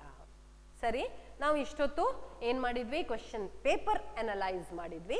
ಜೀವಶಾಸ್ತ್ರಕ್ಕೆ ಸಂಬಂಧಪಟ್ಟ ಹಾಗೆ ಕ್ವಶನ್ ಪೇಪರ್ ಹೇಗಿರುತ್ತೆ ಅಥವಾ ಕ್ವಶನ್ ಪೇಪರಲ್ಲಿ ಏನೇನಿರುತ್ತೆ, ಯಾವ ರೀತಿಯ ಪ್ರಶ್ನೆಗಳಿರುತ್ತೆ ಅನ್ನೋದನ್ನು ತಿಳ್ಕೊಂಡ್ವಿ. ಈಗ ನೆಕ್ಸ್ಟ್ ನಾವು ಒಂದು ಪಾಠವಾರು ಓದ್ತಾ ಹೋಗುವ. ಸೊ ನನಗೆ ನೀವೆಲ್ಲ ವಿದ್ಯಾರ್ಥಿಗಳು ನಿಮ್ಮ ಟೆಕ್ಸ್ಟ್ ಬುಕ್ಕನ್ನು ಓಪನ್ ಮಾಡಬೇಕು ಮತ್ತು ಅದರ ಜೊತೆಯಲ್ಲಿ ನಿಮ್ಮ ಹತ್ರ ಯಾವುದಾದ್ರೂ ಪೆನ್ಸಿಲ್, ಸ್ಕೆಚ್ ಪೆನ್, ಹೈಲೈಟರ್ ಇದ್ದರೆ ಅದನ್ನು ಉಪಯೋಗಿಸ್ಕೊಳ್ಳಿ. ನಾನು ಆಲ್ರೆಡಿ ನಿಮಗೆ ಸ್ಕ್ರೀನ್ ಮೇಲೆ ಟೆಕ್ಸ್ಟ್ ಬುಕ್ಕಿನ ಪ್ರಿಂಟ್ ಕಾಪಿಯನ್ನು ಬಿತ್ತರಿಸ್ತೇನೆ. ಆವಾಗ ನೀವು ಅದರಲ್ಲಿ ನಾನು ಮಾರ್ಕ್ ಮಾಡಿರುವಂಥ ವಿಷಯಗಳು ಯಾವುದಿದೆ ಅಂತ ಗಮನಿಸಿ ಅದನ್ನು ನಿಮ್ಮ ಪುಸ್ತಕದಲ್ಲೂ ಸಾಧ್ಯವಾದರೆ ಮಾರ್ಕ್ ಮಾಡ್ಕೊಳ್ಳಿ. ಯಾಕಂದರೆ ಮತ್ತೆ ನೀವೇನು ಮಾಡ್ಬೋದು, ಪುಸ್ತಕವನ್ನು ತೆಗೆದು ನಿಧಾನವಾಗಿ, ಯಾಕಂದರೆ ಈಗ 1 ಗಂಟೆಯಲ್ಲಿ ನಾನು ಹೇಳಿದ ಎಲ್ಲವೂ ನಿಮಗೆ ನೆನಪಿರ್ಲಿಕ್ಕಿಲ್ಲ, ಮರ್ತು ಹೋಗ್ಬೋದು. ಹಾಗಾಗಿ ನಿಧಾನವಾಗಿ ಮತ್ತೊಮ್ಮೆ ಅದನ್ನು ಪುನರ್ಮನನ ಮಾಡ್ಬೋದು. ಅದರ ಜೊತೆಯಲ್ಲಿ ಏನು ಮಾಡ್ಬೋದು, ಪರೀಕ್ಷೆಯ ಹಿಂದಿನ ದಿನ ಆ ಹೈಲೈಟ್ ಮಾಡಿದ ವಿಷಯಗಳನ್ನೆಲ್ಲ ಒಮ್ಮೆ ರಿಕಾಲ್ ಮಾಡಿಕೊಂಡು ನೀವು ಪರೀಕ್ಷೆಗೆ ಪೂರ್ತಿ ಸಿದ್ಧತೆ ಮಾಡ್ಕೊಂಡು ಹೋಗ್ಬೋದು. ಓಕೆ, ಟೆಕ್ಸ್ಟ್ ಬುಕ್ ಓಪನ್ ಮಾಡಿ. ಬನ್ನಿ ಮಕ್ಕಳೇ, ಒಂದು ತುಂಬ ಮುಖ್ಯವಾದಂಥ ಪಾಠದ ಮುಖ್ಯಾಂಶಗಳನ್ನು ಕಲಿಯುವ ಜೀವಕ್ರಿಯೆಗಳು ಅನ್ನುವಂಥದ್ದು, ಅಧ್ಯಾಯ 6 ಜೀವಕ್ರಿಯೆಗಳು ಅನ್ನುವಂತಹ ಪಾಠ. ಸೊ ಇಲ್ಲಿ ಕೆಲವು ಕಲಿಕಾಂಶಗಳನ್ನು ನಾವು ನೆನಪು ಮಾಡಿಕೊಂಡ್ರೆ ನಾವು ಇಲ್ಲಿ ಪೋಷಣೆಯ ಬಗ್ಗೆ ತಿಳ್ಕೊಳ್ತೇವೆ. ಸ್ವಪೋಷಣೆ, ಆಮೇಲೆ ಪರಪೋಷಣೆ, ಆಮೇಲೆ ಮಾನವನಲ್ಲಿ ಪೋಷಣೆ ಅಲ್ವಾ. ಅದರ ನಂತರ ಉಸಿರಾಟಕ್ಕೆ ಹೋದರೆ ವಾಯುವಿಕ ಉಸಿರಾಟ, ಅವಾಯುವಿಕ ಉಸಿರಾಟ, ಮಾನವರಲ್ಲಿ ಕಂಡುಬರುವಂತಹ ಉಸಿರಾಟದ ಕ್ರಿಯೆ. ಹಾಗೆ 3ನೇ ಜೀವಕ್ರಿಯೆ ಸಾಗಾಣಿಕೆಯ ಬಗ್ಗೆ ತಿಳ್ಕೊಳ್ಳೋದಾದ್ರೆ ಮನುಷ್ಯರಲ್ಲಿ ಸಾಗಾಣಿಕೆ ಹೇಗೆ ನಡೆಯುತ್ತೆ, ರಕ್ತ ಇರ್ಬೋದು, ಹೃದಯ ಇರ್ಬೋದು, ಅಪಧಮನಿ, ಅಭಿಧಮನಿ, ಲೋಮನಾಳ ಇವೆಲ್ಲವನ್ನು ಅಲ್ಲಿ ಕಲಿತೇವೆ. ಹಾಗೆ ಸಸ್ಯಗಳಲ್ಲಿ ಸಾಗಾಣಿಕೆ, ಝೈಲಮ್, ಫ್ಲೋಯಮ್ ಅನ್ನುವಂಥದ್ದು ನೆನಪಾಗ್ತಾ ಇದೆ ಅಲ್ವಾ, ಅದರ ಬಗ್ಗೆ ಕೂಡ ನಾವು ತಿಳ್ಕೊಳ್ತೇವೆ. ಹಾಗೆ ನಂತರ 4ನೇ ಜೀವಕ್ರಿಯೆ ಯಾವುದು, ಮನುಷ್ಯನಲ್ಲಿ ನಡೆಯುವಂತಹ ವಿಸರ್ಜನೆ ಮತ್ತು ಸಸ್ಯದಲ್ಲಿ ನಡೆಯುವಂತಹ ವಿಸರ್ಜನೆ. ಸೊ ಟೆಕ್ಸ್ಟ್ ಬುಕ್ನ ಪೇಜ್ ನಂಬರ್ 75 ಈಗಾಗಲೇ ಓಪನ್ ಮಾಡಿದ್ದೀರಿ ನಾನು ಹೇಳ್ತಾ ಇರುವಾಗಲೇ ಅಂತ ಅನ್ಕೊಳ್ತೇನೆ. ಕೆಲವು ಅಂಡರ್ಲೈನ್ ಆದಂತಹ ಪೋರ್ಷನ್, ಹೈಲೈಟ್ ಆದಂತಹ ಪೋರ್ಷನ್ಸ್ ಅನ್ನು ಸ್ವಲ್ಪ ಗಮನಿಸ್ತಾ ಹೋಗುವ. ನೋಡಿ, ಅಲ್ಲಿ ಸಸ್ಯಗಳಲ್ಲಿ ಕಾರ್ಬೋಹೈಡ್ರೇಟ್ಗಳು ಪಿಷ್ಟದ ರೂಪದಲ್ಲಿ ಸಂಗ್ರಹವಾಗುತ್ತದೆ. ಪೋಷಣೆಯ ಬಗ್ಗೆ ನಾವು ವಿವರಿಸೋದಾದ್ರೆ ಸ್ವಪೋಷಕಗಳ ಪೋಷಣೆ ಏನಿದೆ ಅಲ್ಲಿ ನೀವು ತಿಳ್ಕೊಬಹುದು. ಸಸ್ಯಗಳಲ್ಲಿ ಏನಾಗುತ್ತೆ, ಕಾರ್ಬೋಹೈಡ್ರೇಟ್ಗಳು ಪಿಷ್ಟದ ರೂಪದಲ್ಲಿ ಸಂಗ್ರಹವಾಗುತ್ತೆ. ಆದರೆ ನಮ್ಮ ದೇಹದಲ್ಲಿ ಅದು ಗ್ಲೈಕೋಜನ್ ರೂಪದಲ್ಲಿ ಸಂಗ್ರಹವಾಗುತ್ತದೆ. ನೋಡಿ ಆ ಡಿಫ್ರೆನ್ಸ್ ನೋಡಿ, ಕಾರ್ಬೋಹೈಡ್ರೇಟ್ ಪಿಷ್ಟದ ರೂಪದಲ್ಲಿ ಸಸ್ಯಗಳಲ್ಲಿ ಸಂಗ್ರಹ ಆದರೆ ಗ್ಲೈಕೋಜನ್ ರೂಪದಲ್ಲಿ ಪಿತ್ತಕೋಶದಲ್ಲಿ ಮನುಷ್ಯರು ಅಥವಾ ನಮ್ಮ ದೇಹದಲ್ಲಿ ಸಂಗ್ರಹವಾಗುವಂಥದ್ದು. ಇನ್ನು ನೆಕ್ಸ್ಟ್ ಅಲ್ಲಿ ಕೆಳಗಡೆ ಇರುವಂತಹ ಸಮೀಕರಣವನ್ನು ಗಮನಿಸಿ. ದ್ಯುತಿ ಸಂಶ್ಲೇಷಣೆಯ ಸಮೀಕರಣ ಎಲ್ಲರಿಗೂ ಇದು ಏನು ಬೈಹಾರ್ಟ್ ಗೊತ್ತಿರಬೇಕು. ಅಂದ್ರೆ ನೀವು ಪೂರ್ತಿ ಆರಾಮದಲ್ಲಿ ಪರೀಕ್ಷೆಯಲ್ಲಿ ಈ ಸಮೀಕರಣವನ್ನು ಬರೀಲಿಕ್ಕೆ ಸಮರ್ಥರಾಗಿರಬೇಕು. 6CO2 plus 12H2O gives C6H12O6 plus 6O2 plus 6H2O. So ಅಲ್ಲಿ ಆರೋ ಮಾರ್ಕ್ನ ಮೇಲೆ ಕ್ಲೋರೋಫಿಲ್ ಮತ್ತು ಸೌರ ಬೆಳಕು ಅಂತ ಬರೆದಿದ್ದೇವೆ. ನಿಮ್ಗೆ ಆಲ್ರೆಡಿ ಇದು ಗೊತ್ತಿದೆ, ಈಗಾಗಲೇ ನಿಮಗೆ ಗೊತ್ತಿದೆ ಈ ಸಮೀಕರಣ ಏನು ಹೇಳ್ತದೆ, ದ್ಯುತಿ ಸಂಶ್ಲೇಷಣೆಯ ಕ್ರಿಯೆಯ ಬಗ್ಗೆ ಹೇಳ್ತದೆ ಅನ್ನುವಂಥದ್ದು. ನೆಕ್ಸ್ಟ್ ನೋಡಿ, ಘಟನೆಗಳು, ಯಾವ್ಯಾವ ಘಟನೆಗಳು ಜರುಗ್ತವೆ ಅಂತ. ಕೆಲವೊಮ್ಮೆ ಇದು 3 ಪಾಯಿಂಟ್ಸ್ ಇರೋದ್ರಿಂದ 3 ಮಾರ್ಕಿನ ಪ್ರಶ್ನೆಯಾಗಿ ಕೇಳ್ತಾರೆ ಪರೀಕ್ಷೆಯಲ್ಲಿ. ಆ ಸಮೀಕರಣವನ್ನು ನೆನ್ಪಿಟ್ಕೊಂಡ್ಬಿಟ್ರೆ ಸಾಕು, ನೀವು ಘಟನೆಯನ್ನು ತುಂಬಾ ಸುಲಭದಲ್ಲಿ ನಿಮ್ಮ ಸ್ವಂತ 3 ವಾಕ್ಯಗಳಲ್ಲಿ ಬರೆದು ಬಿಡ್ಬೋದು. ಮೊದಲನೇದಾಗಿ ಕ್ಲೋರೋಫಿಲ್ ನಿಂದ ಬೆಳಕಿನ ಶಕ್ತಿ ಹೀರುವಿಕೆ. ಸೊ ಅಲ್ಲಿ ಕ್ಲೋರೋಫಿಲ್ ಅಂತ ಸಮೀಕರಣದಲ್ಲಿ ಇದೆಯಲ್ಲ, ಹಾಗಾಗಿ ಕ್ಲೋರೋಫಿಲ್ ನಿಂದ ಶಕ್ತಿ ಹೀರುವಿಕೆ ಆಗುವಂಥದ್ದು. ಎರಡನೇದು, ಬೆಳಕಿನ ಶಕ್ತಿಯು ರಾಸಾಯನಿಕ ಶಕ್ತಿಯಾಗಿ ಪರಿವರ್ತನೆಯಾಗುವುದು. ಸೌರ ಬೆಳಕು ಅಂತ ಒಂದು ಪಾಯಿಂಟ್ ಬರೆದಿದ್ದೇವಲ್ಲ, ಆ ಸೌರ ಬೆಳಕು ಏನಾಗುತ್ತೆ, ರಾಸಾಯನಿಕ ಶಕ್ತಿ. ಈ ಕಡೆ ಗ್ಲುಕೋಸ್ ಆಗಿದೆ ನೋಡಿ ಉತ್ಪನ್ನದಲ್ಲಿ, ರಾಸಾಯನಿಕ ಶಕ್ತಿಯಾಗಿ ಪರಿವರ್ತನೆ. ಹಾಗೆ ನೀರಿನ ಅಣುಗಳು ಹೈಡ್ರೋಜನ್ ಮತ್ತು ಆಕ್ಸಿಜನ್ ಆಗಿ ವಿಭಜಿಸಲ್ಪಡುವುದು. ಮೂರನೇ ಪಾಯಿಂಟ್ ನೋಡಿ, ಕಾರ್ಬನ್ ಡೈಆಕ್ಸೈಡ್, ಆ ಕಡೆ 6O2 ಅಂತ ಬರ್ದಿದ್ದೇವಲ್ಲ, ಆ ಕಾರ್ಬನ್ ಡೈಆಕ್ಸೈಡ್ ಕಾರ್ಬೋಹೈಡ್ರೇಟ್ C6H12O6 ಅಂದ್ರೆ ಗ್ಲೂಕೋಸ್, ಆ ಗ್ಲೂಕೋಸ್ ಆಗಿ ಪರಿವರ್ತಿಸಲ್ಪಡುವುದು. ಸೊ ಸ್ಪಷ್ಟವಾಗಿ ಈ ಅಂಶವನ್ನು ಓದ್ಕೊಂಡು ಹೋಗಿ, ಯಾಕಂದ್ರೆ ಪರೀಕ್ಷೆಗೆ ಇದು ಅತ್ಯಂತ ಪ್ರಮುಖವಾದದ್ದು. ಹಾಗೆ ಚಿತ್ರಾಧಾರಿತ ಪ್ರಶ್ನೆಗಳು ನೋಡಿ, ನಾನು ಟೆಕ್ಸ್ಟ್ ಬುಕ್ ಅಲ್ಲಿ ಯಾವ ರೀತಿಯಲ್ಲಿ ಪಾಯಿಂಟ್ಸ್ ಅನ್ನು ಅಲ್ಲಲ್ಲೇ ಬರ್ದಿಡ್ತೇನೆ, ಅದೇ ರೀತಿಯಲ್ಲಿ ವಿದ್ಯಾರ್ಥಿಗಳಾದ ನೀವು ಕೂಡ ನಿಮ್ಮ ಪುಸ್ತಕದಲ್ಲಿ ಆ ರೀತಿ ಬರ್ದಿಟ್ಕೊಂಡ್ರೆ ಪರೀಕ್ಷೆ ಟೈಮಿಗೆ ಓದ್ಲಿಕ್ಕೆ ನಿಮ್ಗೆ ತುಂಬಾ ಸುಲಭ ಆಗತ್ತೆ. ಅಲ್ಲಿ ನೋಡಿ ಚಿತ್ರಾಧಾರಿತ ಪ್ರಶ್ನೆ ಬರುತ್ತೆ, ಹಾಗಾಗಿ ಈ ಚಿತ್ರವನ್ನು ನೀವು ಗಮನಿಸ್ಕೋಬೇಕು. ಇದೇನಿದು, ಒಂದು ಎಲೆಯ ಅಡ್ಡ ಸೀಳಿಕೆಯ ನೋಟ. ಒಂದು ಎಲೆಯನ್ನು ಸೀಳಿ ನೋಡಿದಾಗ ಅದರ ಒಳಗಡೆ ಕಾಣ್ತಾ ಇರುವಂತಹ ಕೋಶಗಳು, ಸೂಕ್ಷ್ಮ ದರ್ಶಕದಲ್ಲಿ ನಾವು ನೋಡುವಂತ ಜೀವಕೋಶಗಳು. ಪ್ರಶ್ನೆ ಹೇಗಪ್ಪ ಬರ್ಬೋದು ಪರೀಕ್ಷೆಯಲ್ಲಿ, ಕ್ವೆಶ್ಚನ್ ಪೇಪರ್ ಅಲ್ಲಿ?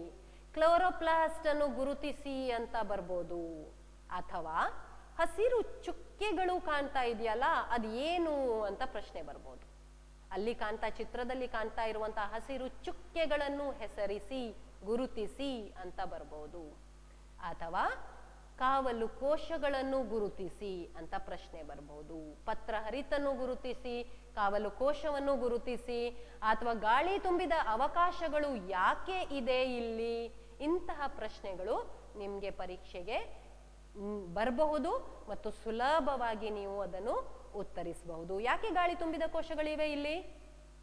ಯಾಕಂದ್ರೆ ಅನಿಲಗಳ ವಿನಿಮಯ ನಡಿಬೇಕು, ಅದಕ್ಕೋಸ್ಕರ. ಹಾಗೆ ಮುಂದಕ್ಕೆ ಹೋದ್ರೆ ಪುನಃ ಇನ್ನೊಂದು ಚಿತ್ರ ನೀವಿಲ್ಲಿ ಗಮನಿಸಬಹುದು. ಸೊ ಯಾವ ಚಿತ್ರ ಇದು? ಕ್ರೋಟಾನ್ ಸಸ್ಯದ ಚಿತ್ರ ಇದು. ಕ್ರೋಟಾನ್ ಸಸ್ಯದ ಚಿತ್ರ. ಈ ಚಟುವಟಿಕೆ ಏನಿದೆ, ಈ ಚಟುವಟಿಕೆ ತುಂಬಾ ಮುಖ್ಯವಾದಂತಹ ಚಟುವಟಿಕೆ. ಯಾಕಂದ್ರೆ ಚಟುವಟಿಕೆ ಆಧಾರಿತ ಪ್ರಶ್ನೆಗಳು ಸಾಕಷ್ಟು ನಾವು ಪರೀಕ್ಷೆಯಲ್ಲಿ ಏನು ಎಕ್ಸ್ಪೆಕ್ಟ್ ಮಾಡಬಹುದು. ಹಾಗಾಗಿ ವ್ಯಾರಿಗೇಟೆಡ್ ಲೀಫ್ ಅಂತ ಕರಿತೇವೆ. ಅಂದ್ರೆ ಕ್ರೋಟಾನ್ ಸಸ್ಯದ ಲೀಫ್, ಅದು ಕ್ರೋಟಾನ್ ಸಸ್ಯದ ಎಲೆ. ಆ ಎಲೆಯನ್ನು ನಾವು ಈ ಚಟುವಟಿಕೆಗೆ ಒಳಪಡಿಸ್ತೇವೆ. ಇಲ್ಲಿ ಏನ್ ಪ್ರಶ್ನೆ ನೀವು ಎಕ್ಸ್ಪೆಕ್ಟ್ ಮಾಡ್ಬೋದು ಅಂತ ಕೇಳಿದ್ರೆ, ಈ ವ್ಯಾರಿಗೇಟೆಡ್ ಅಥವಾ ಕ್ರೋಟಾನ್ ಸಸ್ಯವನ್ನು, ಈ ಸಸ್ಯದ ಎಲೆಯನ್ನು ನಾವು ನೀರಿನ ಪಾತ್ರೆ ಒಳಗೆ ಅಂದ್ರೆ ವಾಟರ್ ಬಾತ್ ಒಳಗೆ ಇಟ್ಟು ಆಲ್ಕೋಹಾಲ್ ಕುದಿಯುವವರೆಗೆ ಕಾಯಿಸ್ತೇವೆ ಅಂತ ಇದೆ ಅಲ್ವಾ. ನಾನಲ್ಲಿ ನಿಮ್ಗೆ ಯಾವ ವಿಷಯ ಹೇಳ್ತಿದ್ದೇನೆ ಅದನ್ನು ಟೆಕ್ಸ್ಟ್ ಬುಕ್ ಅಲ್ಲಿ ಅಂಡರ್ಲೈನ್ ಮಾಡಿಟ್ಟಿದ್ದೇನೆ. ಹಾಗಾಗಿ ನಿಮ್ಗೆ ಕೂಡ್ಲೆ ಅದು ನಾನು ಹೇಳುವಾಗ ಕಣ್ಣಿಗೆ ಕಾಣ್ತದೆ. ಅದಕ್ಕೆ ನೀವು ಉತ್ತರವನ್ನು ಯೋಚಿಸಬಹುದು ಮತ್ತು ನಾನು ಹೇಳಿದ ಉತ್ತರವನ್ನು ನೀವೇನ್ ಮಾಡ್ಬೋದು, ತಾಳೆ ಮಾಡಿ ನೋಡ್ಬೋದು. ಇರ್ಲಿ, ಅದರ ಜೊತೆಯಲ್ಲಿ ನೀವು ಟೆಕ್ಸ್ಟ್ ಬುಕ್ ಅಲ್ಲಿ ನೀವು ಕೂಡ ಅದನ್ನು ಏನ್ ಮಾಡ್ಬೋದು, ಮಾರ್ಕ್ ಮಾಡಿ ಮತ್ತೆ ಪರೀಕ್ಷೆ ಹಿಂದಿನ ದಿನ ಇನ್ನೊಮ್ಮೆ ಪುನರ್ಮನನ ಮಾಡ್ಕೊಳ್ಬಹುದು. ಓಕೆ, ಪ್ರಶ್ನೆಗೆ ಉತ್ತರ ಹುಡುಕುವ. ಆಲ್ಕೋಹಾಲ್ ಕುದಿಯಲಿಕ್ಕೆ ಯಾಕೆ ಬಿಟ್ಟಿದ್ದಾರೆ ಅಂತ ನೋಡಿ. ಆ ಸೈಡ್ ಅಲ್ಲಿ ನಾನು ಉತ್ತರ ಕೂಡ ಬರ್ದಿಟ್ಟಿದ್ದೇನೆ. ಆಲ್ಕೋಹಾಲ್ ಒಂದು ದಹನಾನುಕೂಲಿ ಅಲ್ವಾ, ದಹ್ಯಶೀಲ ವಸ್ತು, ಗೊತ್ತಿದೆ ನಿಮ್ಗೆ. ಹಾಗಾಗಿ ತುಂಬಾ ಅಪಘಾತಗಳು ಆಗದ ಹಾಗೆ, ಏನೂ ಸಮಸ್ಯೆಗಳು ಆಗದ ಹಾಗೆ ಅದನ್ನು ನೀರಿನ ವಾಟರ್ ಬಾತ್ ಅಲ್ಲಿ ಇಟ್ಟು ಕುದಿಸ್ತೇವೆ. ಇಲ್ಲದಿದ್ರೆ ಅಪಘಾತಗಳು ಉಂಟಾಗ್ಬೋದು. ಅದು ಹೊತ್ಕೊಂಡು ಉರಿಬೋದು ಅಥವಾ ಗಾಜು ಒಡಿಬಹುದು. ಬಿಕಾಸ್ ಅದೊಂದು ಕಂಬಸ್ಟಿಬಲ್ ವಸ್ತು ಅಥವಾ ದಹನಾನುಕೂಲಿ ವಸ್ತು ಅನ್ನುವಂಥದ್ದು. ಹಾಗೆ ನೆಕ್ಸ್ಟ್ ಹಾಟ್ ಪ್ರಶ್ನೆಗಳು ನೋಡಿ. ಚಿತ್ರಾಧಾರಿತ ಪ್ರಶ್ನೆಗಳು ಬರುತ್ತೆ. ಭಾಗಗಳನ್ನು ಗುರುತಿಸ್ಲಿಕ್ಕೆ ಕೇಳ್ತಾರೆ. ಹಾಟ್ಸ್ ಅನ್ನುವಂತ ಪ್ರಶ್ನೆಗಳು ಬರಬಹುದು. ಸೊ ಭಾಗಗಳನ್ನು ಗುರುತಿಸ್ಲಿಕ್ಕೆ ಚಿತ್ರ ನೋಡಿ. ಈ ಚಿತ್ರವನ್ನು ನೀವು ಕಲ್ತ್ಕೊಂಡು ಹೋಗಿರ್ತೀರಿ. ಚಿತ್ರ ಬರೀಲಿಕ್ಕೆ ಪ್ರಶ್ನೆ ಪರೀಕ್ಷೆಗೆ ಬರದೇ ಇರಬಹುದು.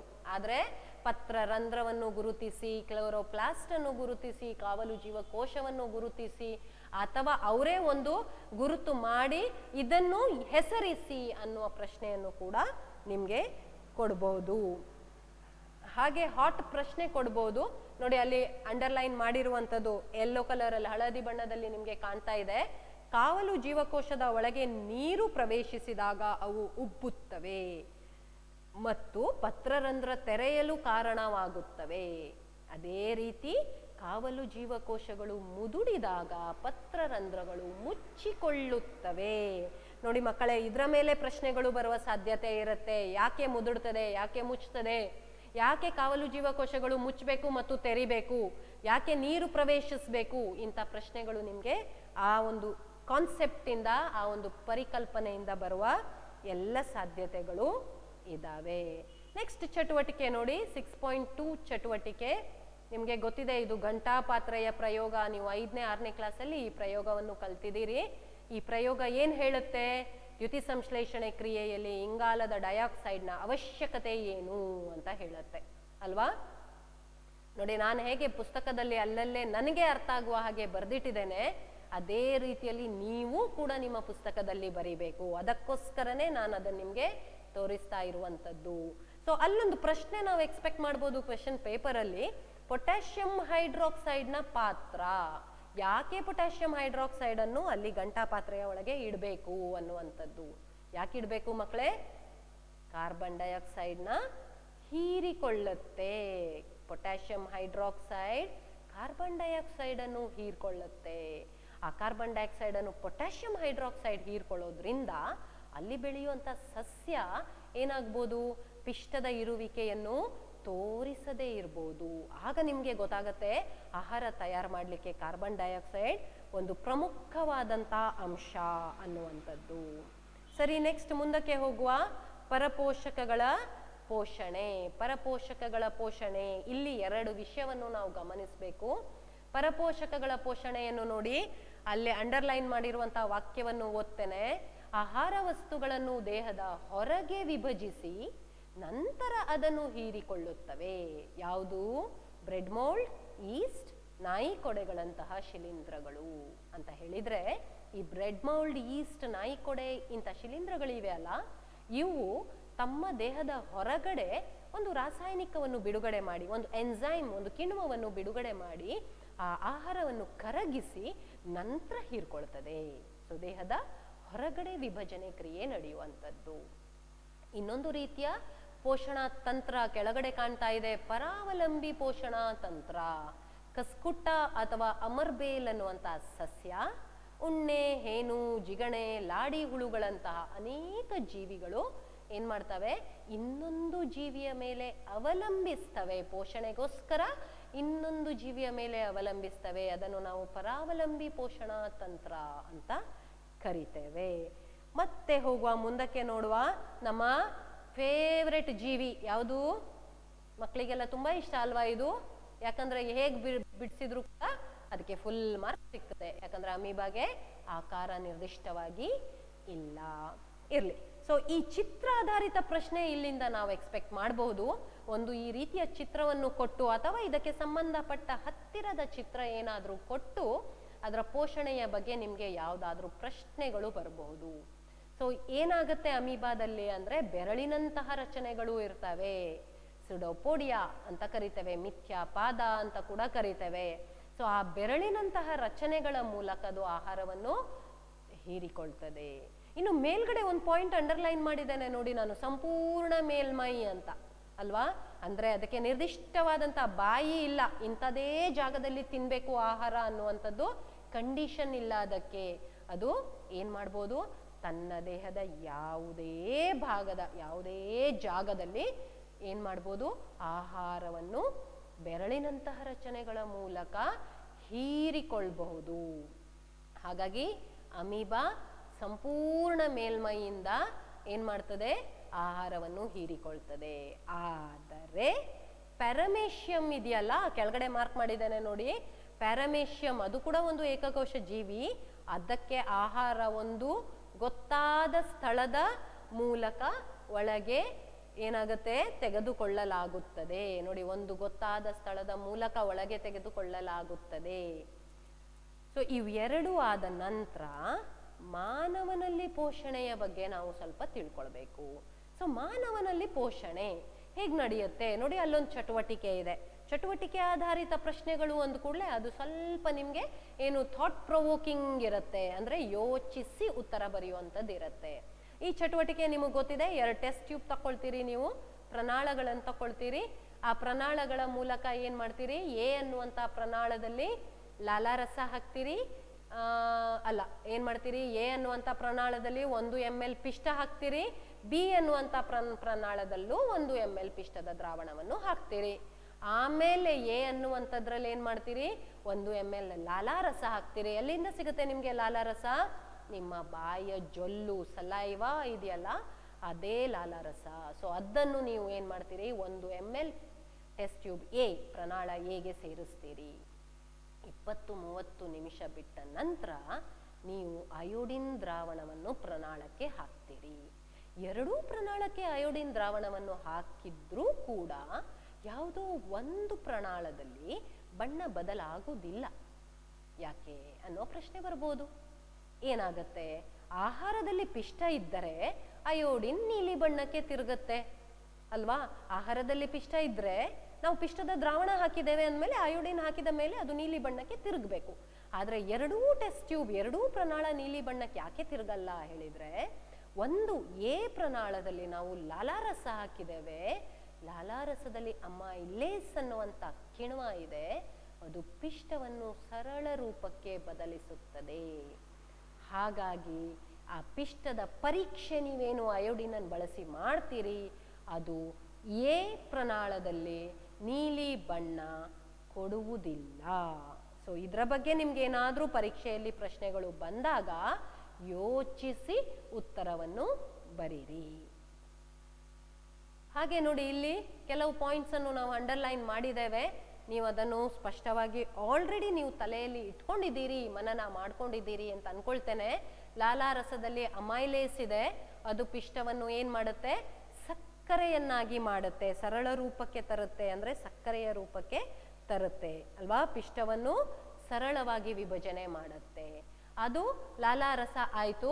ಎಲ್ಲಿ, ಬಾಯಲ್ಲಿ. ಇಲ್ಲೊಂದು ಪ್ರಶ್ನೆ ಬರ್ಬೋದು, ಜೀರ್ಣಕ್ರಿಯೆ ಎಲ್ಲಿಂದ ಸ್ಟಾರ್ಟ್ ಆಗತ್ತೆ, ಎಲ್ಲಿಂದ ಪ್ರಾರಂಭ ಆಗತ್ತೆ ಅನ್ನುವಂಥದ್ದು. ಎಲ್ಲಿಂದ, ಬಾಯಿಯಿಂದನೇ ಪ್ರಾರಂಭ ಆಗತ್ತೆ, ಬಾಯಿಯಿಂದನೇ ಅದು ಪ್ರಾರಂಭ. ಯಾಕಂದ್ರೆ ಬಾಯಲ್ಲಿ ಲಾಲಾರಸ ಇದೆ. ಲಾಲಾರಸದಲ್ಲಿ ಅಮೈಲೇಸ್ ಎಂಬ ಕಿಣ್ವ ಪಿಷ್ಟವನ್ನು ಸಕ್ಕರೆಯಾಗಿ ಬದಲಿಸುತ್ತೆ. ಓಕೆ, ನೆಕ್ಸ್ಟ್ ಪ್ರಶ್ನೆ ನೋಡಿ. ಜೀರ್ಣನಾಳದ ಒಳಸ್ತರೀಯ ಸ್ನಾಯುಗಳನ್ನು ಆಹಾರವನ್ನು ಮುಂದಕ್ಕೆ ತಳ್ಳಲು ಲಯಬದ್ಧವಾಗಿ ಸಂಕುಚಿಸಿ ಆ ಸಂಕುಚನೆಗೆ ಪರಿಕ್ರಮಣ ಸಂಕುಚನ ಅಂತ ಕರಿತೇವೆ. ನಮಗೆ ಗೊತ್ತಿದೆ, ಬಾಯಿಂದ ನಾವು ನುಂಗಿದಾಗ ಆ ನಾಳದ ಮೂಲಕ, ಅನ್ನ ನಾಳದ ಮೂಲಕ ಅಥವಾ ಹೊಟ್ಟೆಯಿಂದ ಜೀರ್ಣ ನಾಳಕ್ಕೆ ಹೋಗಬೇಕು ಆಹಾರ.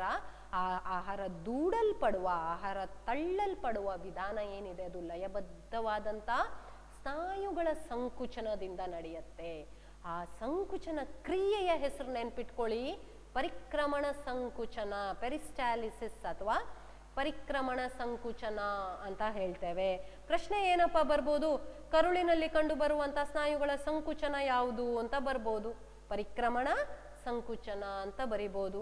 ಅಥವಾ ಸ್ವಲ್ಪ ಅಪ್ಲಿಕೇಟಿವ್, ಸ್ವಲ್ಪ ತಿರುಗಿಸಿ, ಪೂರ್ತಿ ಅನ್ವಯದ ಪ್ರಶ್ನೆ ಅಲ್ಲದಿದ್ರು ಸ್ವಲ್ಪ ಏನು ತಿರುಗಿಸಿ ಹೇಗೆ ಕೇಳ್ಬೋದು, ಆಹಾರ ಒಮ್ಮೆಲೆ ಅನ್ನನಾಳದಿಂದ ಜಠರಕ್ಕೆ ಬಿದ್ದಾಗ ಜಠರಕ್ಕೆ ಯಾವುದಾದ್ರೂ ಹಾನಿ ಉಂಟಾಗತ್ತಾ ಅಂತ ಕೇಳ್ಬೋದು.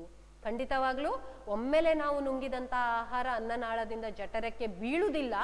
ಬಿದ್ದಿದ್ರೆ ಜಠರದ ಗೋಡೆಗೆ ಪೆಟ್ಟಾಗ್ತಿತ್ತೋ ಏನೋ, ಅದು ನಿಧಾನವಾಗಿ ಪರಿಕ್ರಮಣ ಸಂಕುಚನೆಯಿಂದ ಚಲಿಸಲ್ಪಡ್ತದೆ. ಓಕೆ, ನೆಕ್ಸ್ಟ್ ನೋಡಿ ಮುಂದೇನಿದೆ ವಿಷಯ ಅನ್ನುವಂಥದ್ದನ್ನು ನೋಡುವ. ಅತ್ಯಂತ ಮುಖ್ಯವಾದದ್ದು ಯಾವುದು, ಪಚನ ಕ್ರಿಯೆಗಳು ಜಠರದ ಗೋಡೆಯಲ್ಲಿ ಕಂಡುಬರುವ ಜಠರ ಗ್ರಂಥಿಗಳಿಂದ ನಿರ್ವಹಿಸಲ್ಪಡುತ್ತದೆ. ಸೊ ಎರಡನೇ ಹಂತದ ಪಚನ ಕ್ರಿಯೆ ಜಠರದಲ್ಲಾಗತ್ತೆ. ಹೈಡ್ರೋಕ್ಲೋರಿಕ್ ಆಮ್ಲ, ಪ್ರೋಟೀನ್ ಅನ್ನು ಜೀರ್ಣಿಸುವ ಪೆಪ್ಸಿನ್ ಮತ್ತು ಲೋಳೆ, ಇವು ಮೂರೂ ಏನಾಗತ್ತೆ, ಜಠರದಲ್ಲಿ ಸ್ರವಿಸುತ್ತೆ. ಮೂರ ಕೆಲಸನೂ ನೆನ್ಪಿಟ್ಕೋಬೇಕು ಮಕ್ಕಳೇ, ಯಾಕಂದ್ರೆ ಮೂರರ ಕಾರ್ಯದ ಮೇಲೂ ಪ್ರಶ್ನೆಗಳು ಕೇಳುವ ಸಾಧ್ಯತೆ ಇದೆ. ಮೊದಲನೇದಾಗಿ ನಾವು ಪ್ರೋಟೀನ್ ಅನ್ನು ಜೀರ್ಣಿಸುವ ಪೆಪ್ಸಿನ್ ಅನ್ನುವಂಥ ಕಿಣ್ವ ನೋಡಿ, ಅದು ಏನ್ ಮಾಡುತ್ತದು, ಪೆಪ್ಸಿನ್ ಕಿಣ್ವದ ಕ್ರಿಯೆಯನ್ನು ಉತ್ತೇಜಿಸುವ ಆಮ್ಲೀಯ ಮಾಧ್ಯಮವನ್ನು ಉಂಟು ಮಾಡುತ್ತದೆ. ಯಾವುದು, ಹೈಡ್ರೋಕ್ಲೋರಿಕ್ ಆಮ್ಲ.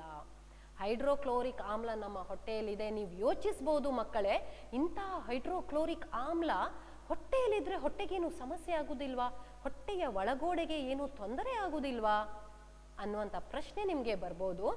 ಅದಕ್ಕೆ ಅಲ್ಲಿ ನೋಡಿ ನೆಕ್ಸ್ಟ್ ಲೈನ್ ಮಾರ್ಕ್ ಮಾಡಿದ್ದೇನೆ, ಲೋಳೆಯ ಜಠರದ ಗೋಡೆಯನ್ನು ಆಮ್ಲದ ಕ್ರಿಯೆಯಿಂದ ರಕ್ಷಿಸುತ್ತದೆ. ಲೋಳೆ ಪದರ ಇದೆಯಲ್ಲ, ಅದು ಜಠರದ ಗೋಡೆಯನ್ನು ರಕ್ಷಣೆ ಮಾಡುತ್ತೆ. ಪ್ರೋಟೀನ್ ಅನ್ನು ಪೆಪ್ಸಿನ್ ಅನ್ನುವಂಥ ಕಿಣ್ವ ಜೀರ್ಣಿಸುತ್ತೆ. ಆದ್ರೆ ಆ ಪೆಪ್ಸಿನ್ ಅನ್ನುವಂಥ ಕಿಣ್ವ ಜೀರ್ಣಿಸ್ಬೇಕು ಅಂತಾದ್ರೆ ಜಠರವು ಆಮ್ಲೀಯವಾಗಿರ್ಬೇಕು, ಆಮ್ಲೀಯ ಮಾಧ್ಯಮವನ್ನು ಹೊಂದಿರಬೇಕು. ನೆನ್ಪಿಟ್ಕೊಳ್ಳಿ ಮಕ್ಕಳೇ, ಹೊಟ್ಟೆಯಲ್ಲಿ ಆಹಾರ ಆಮ್ಲೀಯ ಮಾಧ್ಯಮದಲ್ಲಿ ಇರುತ್ತೆ. ಜಠರದಲ್ಲಿ ಆಹಾರ ಆಮ್ಲೀಯ ಮಾಧ್ಯಮದಲ್ಲಿ ಇರುತ್ತೆ. ಓಕೆ, ನೆಕ್ಸ್ಟ್ ನೋಡಿ, ಜಠರದಿಂದ ಆಹಾರ ಹೊರದೂಡುವಿಕೆಯು ಸಂಕುಚನ ಸ್ನಾಯುಗಳಿಂದ ನಿಯಂತ್ರಿಸಲ್ಪಡುತ್ತದೆ. ಜಠರದಿಂದ ಆಹಾರ ಹೊರದೂಡಬೇಕು. ಎಲ್ಲಿಗೆ ದೂಡಬೇಕು? ಸಣ್ಣ ಕರಳಿಗೆ ದೂಡಬೇಕು. ಆ ಸಣ್ಣ ಕರಳಿಗೆ ದೂಡುವಂತಹ ಸ್ನಾಯು ಇದೆಯಲ್ಲ, ಅದು ಸಂಕುಚನ ಸ್ನಾಯು, ಸ್ಪಿಂಕ್ಟರ್ ಮಸಲ್ಸ್ ಅಂತ ಕರಿತೇವೆ. ಇನ್ನು ಜೀರ್ಣನಾಳದ ಅತ್ಯಂತ ಉದ್ದದ ಭಾಗ ಯಾವುದು? ಗೊತ್ತಿದೆ ನಿಮ್ಗೆ, ಸಣ್ಣ ಕರುಳು. ಅತ್ಯಂತ ಉದ್ದ, ಇಡೀ ಜೀರ್ಣನಾಳ, ಬಾಯಿಂದ ಗುದದ್ವಾರದವರೆಗಿರುವ ಜೀರ್ಣನಾಳ, ಅದಕ್ಕೆ ಸಣ್ಣ ಕರಳು ಅತ್ಯಂತ ಉದ್ದ. ಇನ್ನೊಂದು ನಾವು ಪ್ರಶ್ನೆಯನ್ನು ಎಕ್ಸ್ಪೆಕ್ಟ್ ಮಾಡೋದು ಕ್ವೆಶ್ಚನ್ ಪೇಪರ್ ಅಲ್ಲಿ ಮಕ್ಕಳೇ, ಯಾವುದು ಅಂದ್ರೆ, ಹುಲ್ಲನ್ನು ತಿನ್ನುವ ಸಸ್ಯಾಹಾರಿಗಳಿಗೆ ಸೆಲ್ಯುಲೋಸ್ ಜೀರ್ಣಿಸುವ ಸಲುವಾಗಿ ಉದ್ದನೆಯ ಸಣ್ಣ ಕರುಳಿನ ಅಗತ್ಯವಿದೆ. ನೋಡಿ, ಸೆಲ್ಯುಲೋಸ್ ಜೀರ್ಣಿಸ್ಲಿಕ್ಕೆ ತುಂಬಾ ಸಮಯ ಬೇಕು, ಪ್ರೋಟೀನ್ ಜೀರ್ಣಿಸ್ಲಿಕ್ಕೆ ಹೆಚ್ಚು ಸಮಯ ಬೇಡ. ಆದ್ದರಿಂದ ಹುಲಿಯಂತಹ ಮಾಂಸಾಹಾರಿಗಳು ಗಿಡ್ಡ ಸಣ್ಣ ಕರಳನ್ನು ಹೊಂದಿದಾವೆ. ನೋಡಿ, ಮಾಂಸಾಹಾರಿಗಳ ಸಣ್ಣ ಕರಳು ಗಿಡ್ಡಾಗಿರುತ್ತೆ, ಆಮೇಲೆ ಸಸ್ಯಾಹಾರಿಗಳ ಸಣ್ಣ ಕರಳು ಉದ್ದವಾಗಿರುತ್ತೆ. ಯಾಕಂದ್ರೆ ಸಸ್ಯಾಹಾರಿಗಳ ಆಹಾರದಲ್ಲಿ ಸೆಲ್ಯುಲೋಸ್ ತುಂಬಾ ಸಮಯ ತಗೊಳತ್ತೆ ಜೀರ್ಣಕ್ಕೆ. ಮಾಂಸಾಹಾರಿಗಳಲ್ಲಿರುವಂತಹ ಪ್ರೋಟೀನ್ ಅಲ್ಪಾವಧಿಯಲ್ಲಿ ಜೀರ್ಣ ಆಗುತ್ತೆ. ಸೊ ಈ ಪ್ರಶ್ನೆ, ಇದರ ಮೇಲೆ ನೀವು ಪ್ರಶ್ನೆಯನ್ನು ಪರೀಕ್ಷೆಯಲ್ಲಿ ಎಕ್ಸ್ಪೆಕ್ಟ್ ಮಾಡಬಹುದು. ಓಕೆ, ಮುಂದಕ್ಕೆ ಹೋಗುವ. ಸಣ್ಣ ಕರಳಿನ ಬಗ್ಗೆ ಯೋಚಿಸುವ. ಸೊ ಸಣ್ಣ ಕರಳು ಏನಾಗಿದೆ? ಮೇದೋಜೀರಕ ಗ್ರಂಥಿ ಯಕೃತ್ತುಗಳ ಸ್ರವಿಕೆಯನ್ನು ಪಡೆಯುತ್ತದೆ. ಸೊ ನೋಡಿ, ಅಲ್ಲಿ ಕ್ಷಾರೀಯಗೊಳಿಸುವ ಅಗತ್ಯವಿದೆ. ಇಷ್ಟೊತ್ತು ಆಹಾರ ಏನಾಗಿತ್ತು? ಹೊಟ್ಟೆ ಜಠರದಲ್ಲಿ ಆಮ್ಲೀಯವಾಗಿತ್ತು. ಇಲ್ಲಿ ನಾವು ಪ್ರಶ್ನೆಯನ್ನು ಎಕ್ಸ್ಪೆಕ್ಟ್ ಮಾಡಬಹುದು. ಹೊಟ್ಟೆ ಜಠರದಲ್ಲಿ ಆಮ್ಲೀಯವಾಗಿರುವಂತಹ ಆಹಾರ ಸಣ್ಣ ಕರಳಿನಲ್ಲಿ ಕ್ಷಾರೀಯ ಆಗತ್ತೆ. ಯಾರು ಕ್ಷಾರೀಯಗೊಳಿಸ್ತಾರೆ? ಯಕೃತ್ನಿಂದ ಸ್ರವಿಕೆಯಾಗುವ ಪಿತ್ತರಸವು ಕೊಬ್ಬಿನ ಮೇಲೆ ಪ್ರತಿವರ್ತಿಸುವ ಜೊತೆಗೆ ಈ ಕಾರ್ಯವನ್ನು ಪೂರ್ಣಗೊಳಿಸುತ್ತದೆ. ಅಂದ್ರೆ ಕ್ಷಾರೀಯಗೊಳಿಸುವ ಕೆಲಸ ಯಕೃತ್ನಿಂದ ಸ್ರವಿಕೆ ಆಗುವಂತಹ ಪಿತ್ತರಸ ಮಾಡುತ್ತದೆ. ಅದಲ್ಲದೆ ಪಿತ್ತರಸ ಕೊಬ್ಬನ್ನು ಕೂಡ ಏನು ಪರಿವರ್ತಿಸಿ ಕೊಬ್ಬನ್ನು ಕೂಡ ಜೀರ್ಣಿಸ್ತದೆ. ದೊಡ್ಡ ದೊಡ್ಡ ದುಂಡು ದುಂಡು ಕಣಗಳಿರ್ತಾವಲ್ಲ ಕೊಬ್ಬು, ಅದನ್ನು ಸಣ್ಣ ಸಣ್ಣ ಮಾಡಿ ಚಿಕ್ಕ ಚಿಕ್ಕ ಕಣಗಳಾಗಿ ಏನು ವಿಭಜನೆ ಮಾಡುತ್ತೆ. ಅದೇ ರೀತಿಯಲ್ಲಿ ಮೇದೋಜೀರಕಕ್ಕೆ ಬಂದ್ರೆ ಹೇಗೆ ಪ್ರೋಟೀನ್ ಅನ್ನು ಜೀರ್ಣಿಸ್ಲಿಕ್ಕೆ ಟ್ರಿಪ್ಸಿನ್ ಅಂತ ಇದೆಯೋ, ಹಾಗೆ ಕೊಬ್ಬುಗಳನ್ನು ಏನು ಲೈಪೇಸ್ ಅನ್ನುವಂತ ಕಿಣ್ವ ಏನ್ ಮಾಡ್ತದೆ? ಜೀರ್ಣಿಸ್ತದೆ. ಸೊ ಸಣ್ಣ ಕರುಳಿನ ಭಿತ್ತಿಯು ಗ್ರಂಥಿಗಳನ್ನು ಹೊಂದಿದ್ದು ಅವು ಕರುಳಿನ ರಸವನ್ನು ಸ್ರವಿಸುತ್ತವೆ. ನೋಡಿ, ಇನ್ನೊಂದು ರಸ ಇದೆ, ಕರುಳಿನ ರಸ. ಅಲ್ಲಿ ಯಾವ್ದಾಯ್ತು? ಪಿತ್ತರಸ ಆಯ್ತು, ಆಮೇಲೆ ಮೇದೋಜೀರಕ ರಸ ಆಯ್ತು, ನೆಕ್ಸ್ಟ್ ಯಾವುದು? ಕರುಳಿನ ರಸ. ಕರುಳಿನ ರಸ ಏನಿದೆ ಅದು ಪ್ರೋಟೀನ್ ಅನ್ನು ಅಮೈನೋ ಆಮ್ಲ ಆಗಿ ಮತ್ತು ಕಾರ್ಬೋಹೈಡ್ರೇಟ್ ಅನ್ನು ಗ್ಲೂಕೋಸ್ ಆಗಿ ಕೊಬ್ಬನ್ನು ಕೊಬ್ಬಿನ ಆಮ್ಲವಾಗಿ ಅಥವಾ ಗ್ಲಿಸರಾಲ್ ಮತ್ತು ಗ್ಲಿಸರಾಲ್ ಆಗಿ ಪರಿವರ್ತಿಸ್ತದೆ. ಇದನ್ನು ನೀವು ಏನ್ ಮಾಡಬೇಕು?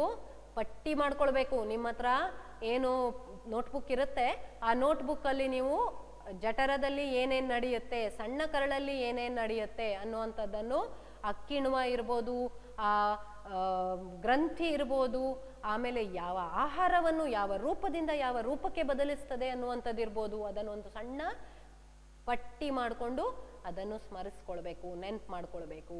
ಆಕ್ಚುಲಿ ಸಂಪೂರ್ಣ ಜೀರ್ಣಕ್ರಿಯೆ ಈ ಸಣ್ಣ ಕರಳಿನಲ್ಲಿ ಮುಗ್ದೋಗುತ್ತೆ. ಸಂಪೂರ್ಣ ಜೀರ್ಣಕ್ರಿಯೆ ಏನಾಗುತ್ತೆ? ಸಣ್ಣ ಕರಳಿನಲ್ಲಿ ಮುಗ್ದೋಗುತ್ತೆ. ನೋಡಿ, ನಾನು ಹೇಗೆ ಪಾಯಿಂಟ್ಸ್ ಬರ್ದಿದ್ದೇನೆ ಆ ರೀತಿಯಲ್ಲಿ ನೀವು ಕೂಡ ಬರ್ಕೊಂಡ್ರೆ ಇಡೀ ಟೆಕ್ಸ್ಟ್ ಬುಕ್ ಅನ್ನು ಮತ್ತೊಮ್ಮೆ ಓದುವ ಅವಶ್ಯಕತೆ ಇರೋದಿಲ್ಲ. ಓಕೆ, ಚಿತ್ರ ತುಂಬಾ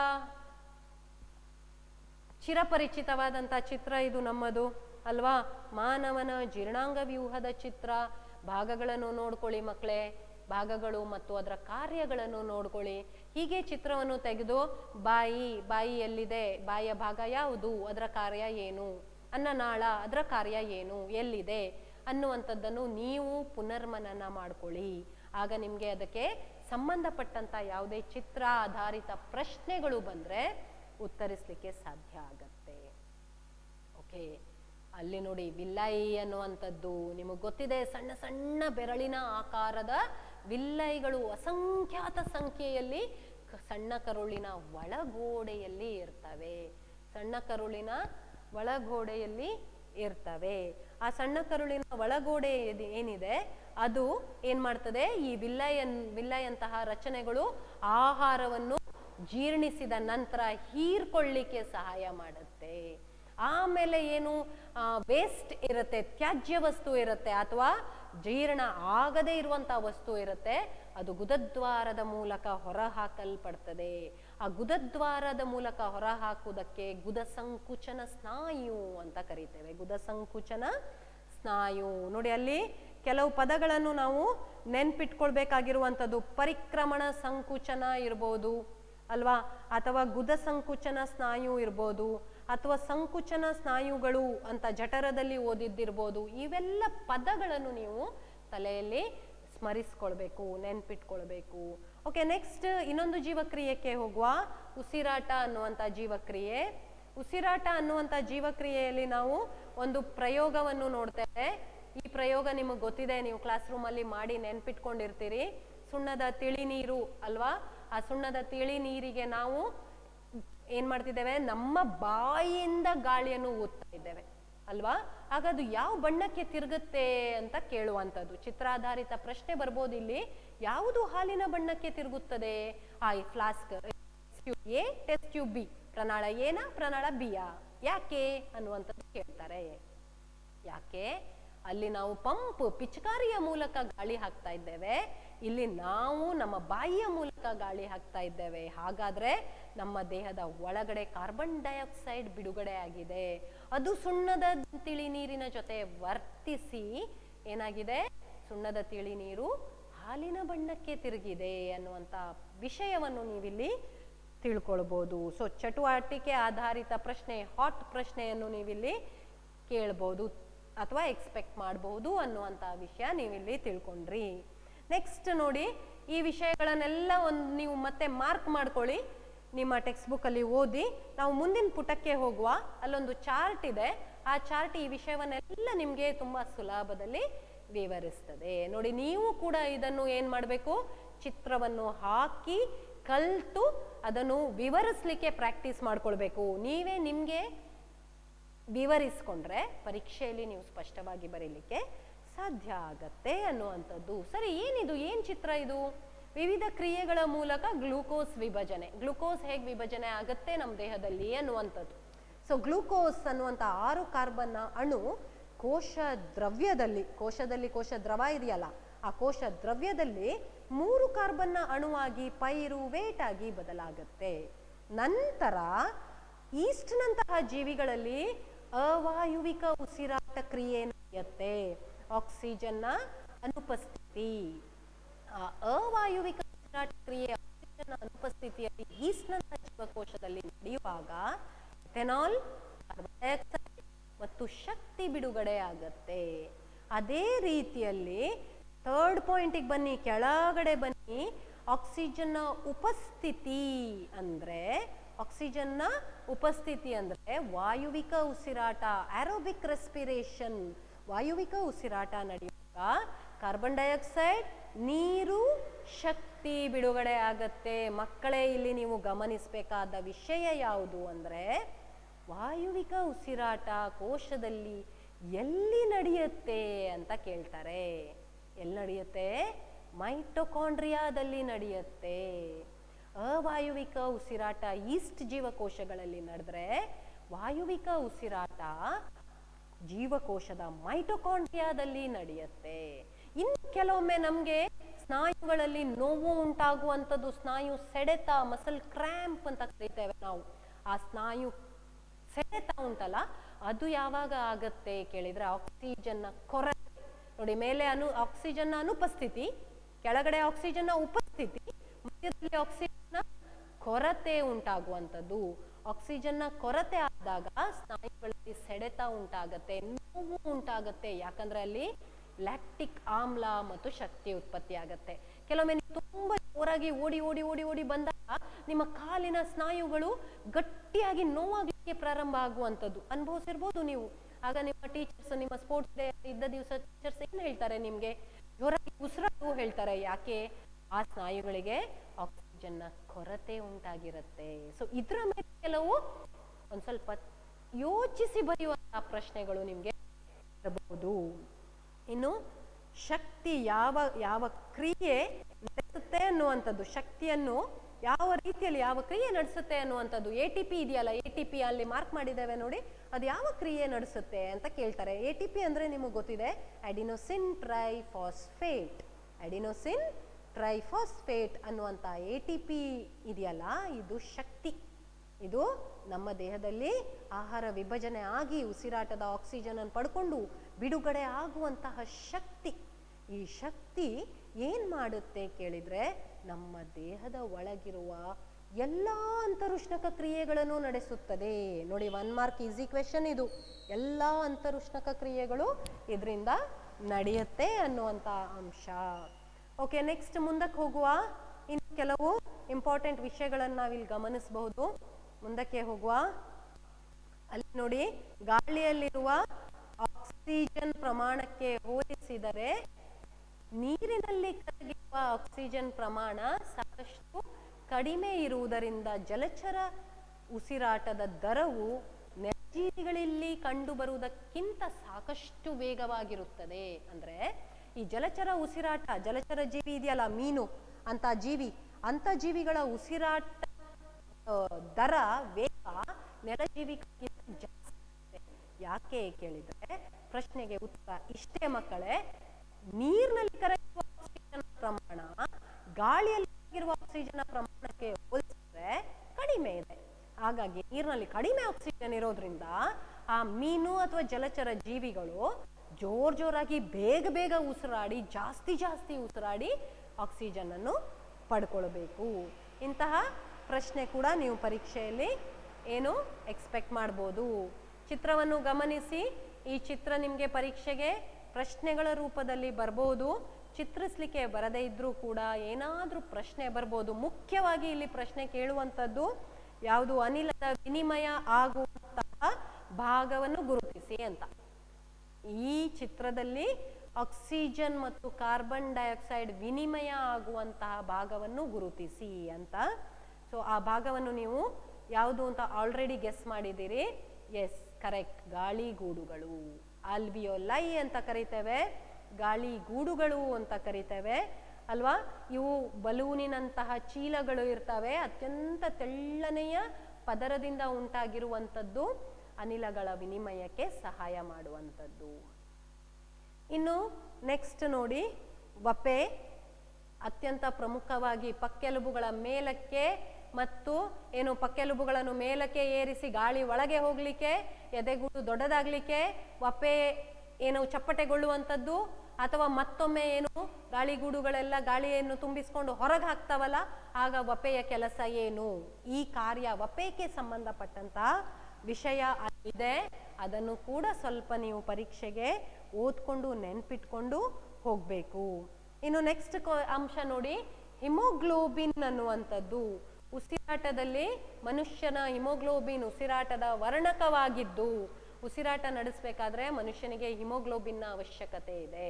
ಯಾಕಂದ್ರೆ ರಕ್ತದಲ್ಲಿರುವ ಈ ಹಿಮೋಗ್ಲೋಬಿನ್ ಏನಿದೆ, ರಕ್ತದಲ್ಲಿರುವ ಹಿಮೋಗ್ಲೋಬಿನ್ ಅದು ಕೆಂಪು ರಕ್ತ ಕಣಗಳಲ್ಲಿದ್ದು ಅದೇನ್ ಮಾಡುತ್ತೆ, ಆಕ್ಸಿಜನ್ ಅನ್ನು ಹೀರ್ಕೊಂಡು ಆಕ್ಸಿ ಹಿಮೋಗ್ಲೋಬಿನ್ ಆಗತ್ತೆ. ಹಾಗೆ ಕಾರ್ಬನ್ ಡೈಆಕ್ಸೈಡ್ ಏನಾಗುತ್ತೆ, ನೀರಿನಲ್ಲಿ ಕರಗಿ ನಮ್ಮ ದೇಹದಿಂದ ಹೊರಗಡೆ ಹೋಗುತ್ತೆ. ಸೊ ಈ ಪಾಠದಲ್ಲಿ ಇಷ್ಟರವರೆಗೆ ನಾವು 2 ಕಲಿಕಾಂಶಗಳ ಬಗ್ಗೆ, ಅಂದ್ರೆ ಯಾವುದು, ಸ್ವಪೋಷಕ ಪೋಷಣೆಗಳ ಜೀವಿಗಳಲ್ಲಿ ಪೋಷಣೆ ಮತ್ತು ಜೀವಿಗಳಲ್ಲಿ ಉಸಿರಾಟ, ಇವೆರಡಕ್ಕೆ ಸಂಬಂಧಪಟ್ಟಂತ ವಿಷಯವನ್ನು ಕುಲಂಕುಷವಾಗಿ ಓದ್ಕೊಂಡಿದ್ದೇವೆ, ತಿಳ್ಕೊಂಡಿದ್ದೇವೆ. ನೀವು ಇದನ್ನು ಕಲ್ತ್ಕೊಳ್ತೀರಿ ಮತ್ತು ಪರೀಕ್ಷೆಗೆ ತಯಾರು ಮಾಡ್ಕೊಳ್ತೀರಿ ಅಂತ ಹೇಳ್ತಾ ಮುಂದಿನ ವಿಷಯವನ್ನು ಮುಂದಿನ ವಿಡಿಯೋದಲ್ಲಿ ನೋಡುವ ಮಕ್ಕಳೇ, ನಿಮ್ಗೆಲ್ಲರಿಗೂ ಒಳ್ಳೆಯದಾಗಲಿ.